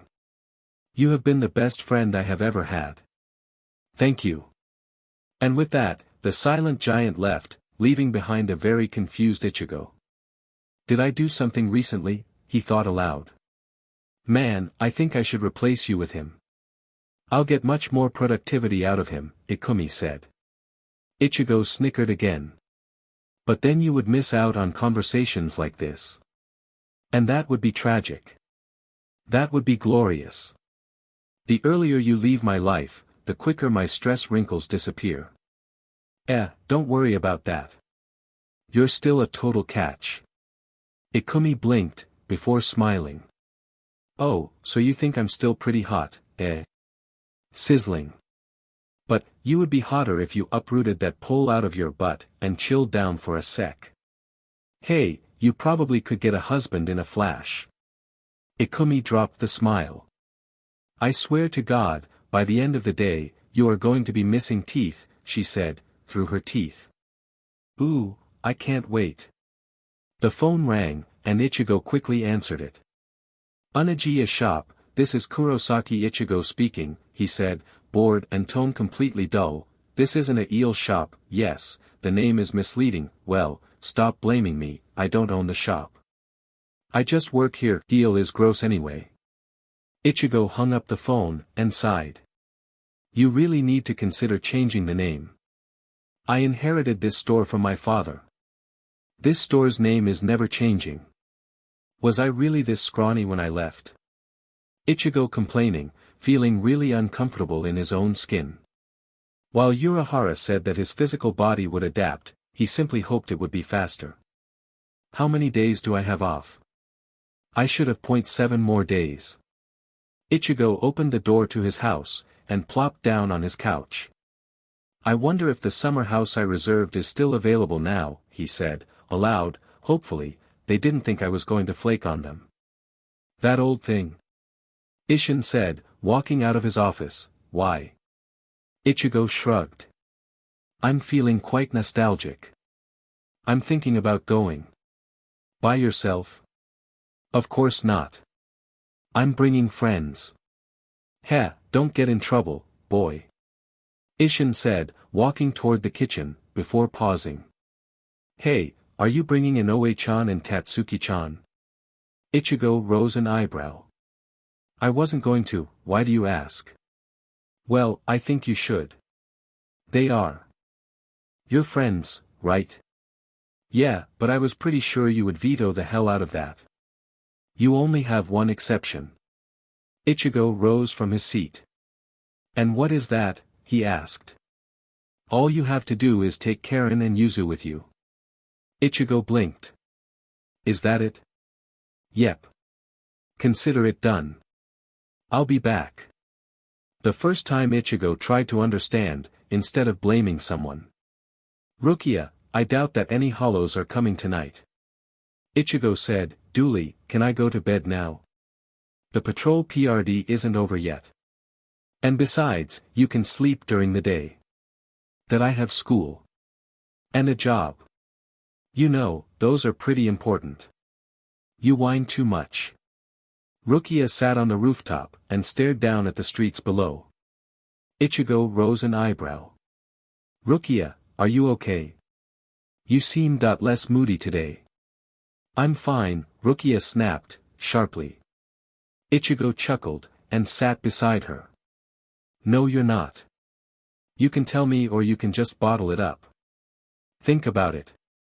Ichigo, I have a question. What is it? Do you fear what comes next? Rukia asked. Ichigo blinked. What? What are you talking about? Ichigo said. He had a vague idea on what she was going on, that sooner or later, her leadership would be looking for her, and wondering where her powers went, but he had hoped everything would be resolved soon. I'm not going to be welcomed back. That I think it would be nice to live here. I don't think my superiors would let me slide just like that.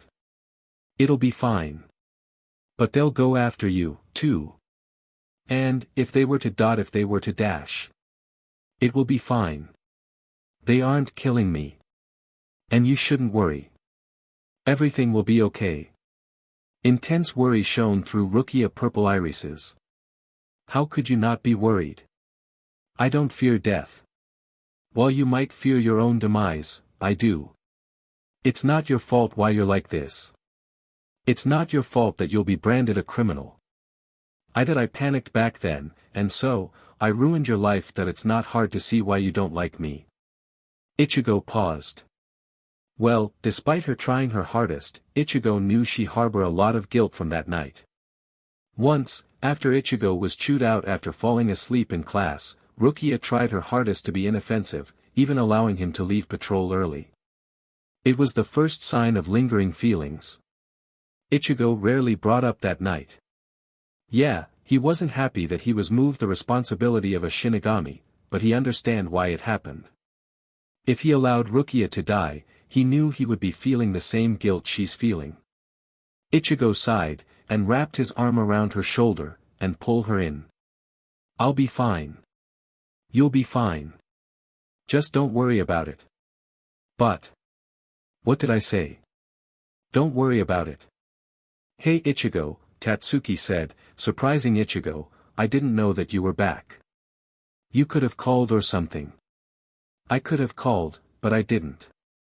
Oops, Ichigo said, I was just walking to the store. Wanna walk with me? I got nothing better to do right now, Tatsuki replied. The two paced forward. Ichigo looking around, caught glance of her cast, fitted on her left arm. Yo, what happened to your arm? This happened in the tournament. This huge but girl broke my arm, like it was a twig. Still beat her, anyway, she said, proudly. Ichigo chuckled. Well, against your fellow SEC, it's not really a contest. Are you saying that I can't beat you senseless, right now? Even if you gifted with the strength of Heracles, you still couldn't beat me. Don't get it twisted, my friend. The two shared a laugh, and continued walking toward their destination. Hey, did you know that Orihime returned from her trip today? Tatsuki asked. Ichigo peered at her, through the corner of his eyes. Did she? He said, knowingly, where did she go? She went to see her aunt. She said she was really nice. Ichigo blinked. Her aunt. Oh, yeah. I guess that's nice. Ichigo said, well, I wonder if she's ready for another trip. Another? Why? Tatsuki asked. Well, I reserved this big ol' summer house, and I was going to ask my friends if they wanted to come. Really? Hey, I was going to ask you too. Did you want to go? Tatsuki scoffed. Sure, I guess. Are you inviting those two perverts? Kigo and Mizuiro? Ichigo inquired. I was. Why? Do they bother you? Since you weren't around, they latched on to me. Oh God, I'm so sorry. Don't be. It wasn't that bad. Just, tell Kojima not to bring any of his creepy cradle robbers. When he tries that sheet, you gotta get rough with them cakes. They often lack confidence, so they'll real easy to break down, Ichigo said, like porcelain. Cheap, lonely porcelain. It seems you have lots of experience with his guest, Tatsuki said. Ichigo shook his head. Far too much experience. So, did you know that Orihime is still staying at my place? Tatsuki said. Ichigo's eyebrows rose involuntarily. Really? She gotta move out sooner or later, right? He said, which Tatsuki responded by shaking her head. My parents are pretty open to allowing her to become a permanent resident. I am too, but, I really think that she feels that she's burdening us. She knows that she's welcome, but... I understand. Does she not want to get another apartment? That was her and Sora's apartment. Sora holds a special place in her heart. She couldn't think of ever replacing anything of his, even if she needs to. I wish I could do something. You can. You are pretty good at convincing Orihime to do things, even if she doesn't want to. Ichigo paused. I don't know what you're insinuating, but I have never dash. I wasn't talking about that, perv, Tatsuki said, darkly, but can you speak to her? Sure. I'll do it tomorrow. Hey, you can talk to her today, Tatsuki said, grabbing Ichigo's collar, and dragging him off. You have to ask her if she wants to go anyway. I was guessing that you were just going to ask for me, Ichigo said, God damn it, you're not letting me go. Nope. Just hurry up. Chapter 22, Silver Rocket. You're serious about this? Ichigo asked, still being dragged by Tatsuki, who responded with a nod. Seriously, I needed to go to the store. Go tomorrow. Well, I got shit to do tomorrow. Well, now you have more to do. A-hole. Same to you. Ichigo and Tatsuki. Who's the fresh meat? Tatsuki asked, grinning. Ichigo scowled, and stepped from behind his mother. Fresh meat? You're not going to be saying this when I kick your butt. Ichigo proudly exclaimed. Tatsuki giggled. Now Ichigo, play nice. I'll be back in an hour, Masaki said, with her usual grand smile. Ichigo smiled back, and responded with a loud, okay. Wow, you have no talent at all, Tatsuki said, over a downtrodden Ichigo, you might as well just quit. Shut up. Ichigo snapped, rising back to his feet, fist balled. Ichigo. Masaki sang, entering the dojo, are you ready to go? All the anger the orange-haired boy held dissipated instantly, and was replaced with a large, goofy smile. He ran up to his mother, and grabbed her hand firmly. Let's go, he said. Tatsuki looked at the departing boy, eyebrow rose. Mama's boy, she said, shaking her head. I find it funny that after 4 years of you coming here, I have not once been to your house. Tatsuki said. And if it was up to me, that would never happen, Ichigo stated, bluntly, and you really don't want to go. Why not? Yeah Ichigo, Masaki said, what's so bad about our home? Ichigo blinked. Mom. What are you doing here so early, he asked. I got done with shopping, so I thought I would stop by, and see you spar. Tatsuki grinned. Please, Mom. No one needs to suffer through that. Well, unfortunately for Tatsuki-chan, she gets the opportunity. Would you like that? I would like that a lot, Tatsuki said, despite Ichigo rapidly shaking his head, in protest. Great. I'll go ask your father if you're allowed to go, Masaki said, walking off. Ichigo glared at her, as she left the room. Tatsuki chuckled. Come on, Ichigo. It can't be that bad. It's far worse than you could ever expect. Ichigo, this is a major step in your development as a man. Isshin shouted, while flexing, every day, you move closer to becoming the head of the Kurosaki family. Dad, stop being so embarrassing. Ichigo shouted, we have a guest. Embarrassing. How could you be embarrassed of your own dear father? Plenty of ways. Ichigo growled, through his teeth. Tatsuki covered the grin on her face. Stop that. Your family sure is interesting, Tatsuki said, wonder why you don't like people going over your house. Because. And aren't you supposed to be teaching me something? Ichigo shouted. Tatsuki grinned. You're so dependent. Erg. It had been exactly 12 days since the matriarch of the Kurosaki family had passed away, and Ichigo had not once returned to the dojo. Tatsuki, at first, was just letting him vent his feelings and get his situation together, but no, she was worried. And now was the time to act. Ichigo sat at the bank of the Karakura River, staring blankly into it. He stared into it constantly, not really seeking anything, but it provided a quiet place to be alone. Ichigo. Tatsuki said, from behind him. Ichigo lowered his head. What? He said, harshly. Tatsuki was taken aback. I was wondering if you wanted someone to talk to, she said, a lot less confidently than she had planned. If I wanted to speak to somebody, I would have done it already. Let me waste away in peace. But dash. Please. Just go. Well, it finally happened. Ichigo, at the age of 12, finally beat Tatsuki in a spar. And yet, he didn't feel accomplished. He felt nothing. Nothing was not what he was looking for. Well, took you long enough, Tatsuki said, with a grin. Ichigo blinked. Yeah, he responded. And that was the last exchange between the two, for a long time. I'm back, Tatsuki shouted, entering her home. With guests, Ichigo followed. You did not just bring that delinquent into my house, Tatsuki's mother, Arisawa Haruka said, shooting her a disapproving glare. Ichigo grinned. What's wrong? I thought I was a guest in your home, which I have to say, is almost as beautiful as you are. Both Tatsuki and Haruka groaned. Please go away, Haruka said. Ichigo chuckled. I have to speak with Inoue, so until that happens, I'm not going anywhere. You're not going to allow this punk to corrupt Orihime-chan. They're friends, somehow.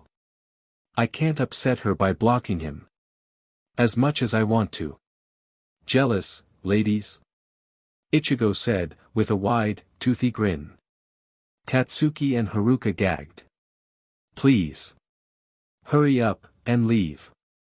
I don't want my daughters turned into chain-smoking delinquents. Haruka left, point made. Ichigo rolled his eyes. You know, if your mom made an attempt to like me, I wouldn't act like this. And you know she won't. I wonder if I should look for a new apartment. Orihime said, looking into the mirror, brushing her hair, wearing a short-sleeved t-shirt and a pair of pajama pants. She sighed. Of course, you would have forgotten about me. Orihime closed her eyes. She did not like bringing that memory up. It was the most frightened she has ever been in her life. She actually died that night. It brought up some horrible, repressed memories that she held. It brought up some feelings about herself she did not want to ever come back. And now, she was being a burden to Tatsuki-chan and her family. What she was doing wasn't fair. But then she would be betraying Sora again. Orihime, come down here for a sec, Tatsuki called out. Just a minute, Orihime responded, putting down her yond, as she sauntered down the steps. She stepped into the living room, and froze. Well, Arisawa, if you were going to drag me here, you might as well make me a drink, Ichigo said, eyes narrowed. What do I look like, your maid? Tatsuki replied, sharply. Ichigo shrugged. This is your home. You're being a bad host. It's rude. Make me a drink. That I hate you so much. You know you love me, baby. Now, if you could, put a lime on the cup. It's classy.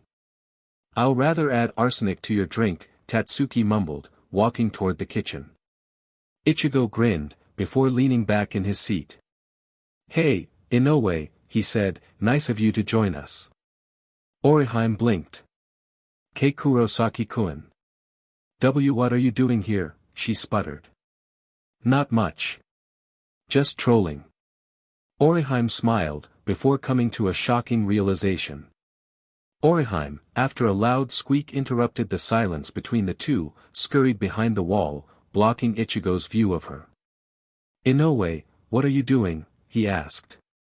Sorry about my state of undress. I was not thinking that anyone would be over. Inoue, you're in pajamas. All I ask is that you don't mind my attire, and I'll change immediately. Inoue, it's fine. I'm sorry. Inoue, calm down. I'll go now.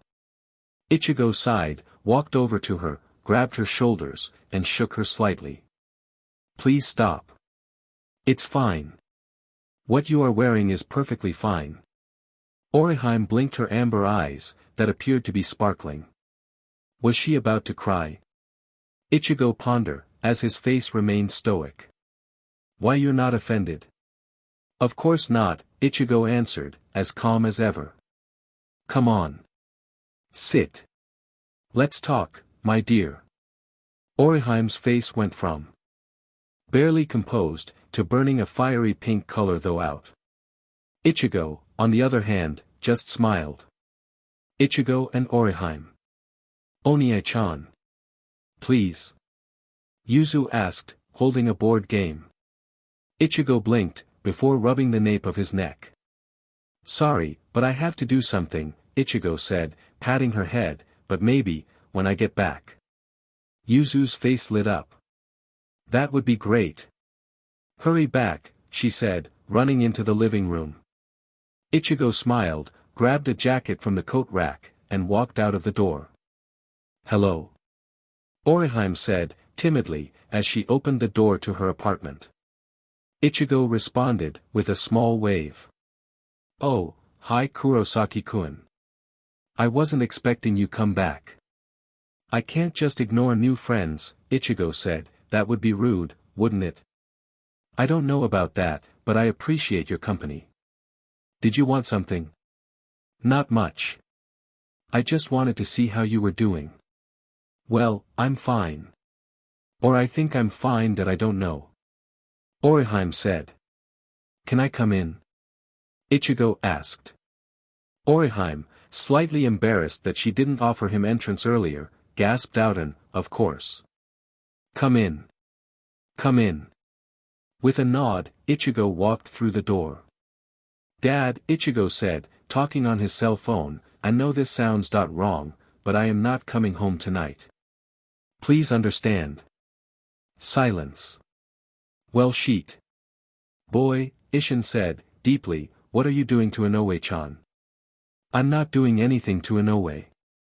We were just talking, while she was making us some tea, and then I accidentally brought up her brother." Then she started to ramble on, and lose focus, and get really, really nervous, so I tried to calm her down, but I think I made it worse, because then she started crying, and I don't know how to deal with crying girls.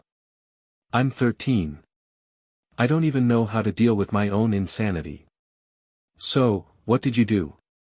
"I turned off the tea, sat down beside her, and talked to her. Sincerely. I think that might have worked. She stopped crying, and she's back to brewing more tea, but I seriously don't feel comfortable leaving her alone." More silence. "Ichigo, this is surprising mature of you," Ishin said. "Well, I had no choice. I don't want to say this, but that I'm giving you permission to stay at Inoue-chan's place." "Okay. But if you try anything, Ichigo, so help me, you will pay." Ichigo blinked. "Okay, Dad, can you bring me a change of clothes?" Ichigo sat, awkwardly, hot cup of tea in front of him. While he had no intentions of drinking the product, it helped the image that he really cared.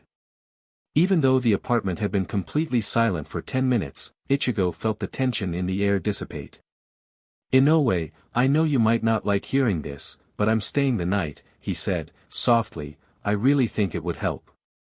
Ichigo looked up at Orihime, whose face exploded into the brightest shade of red he has ever seen before.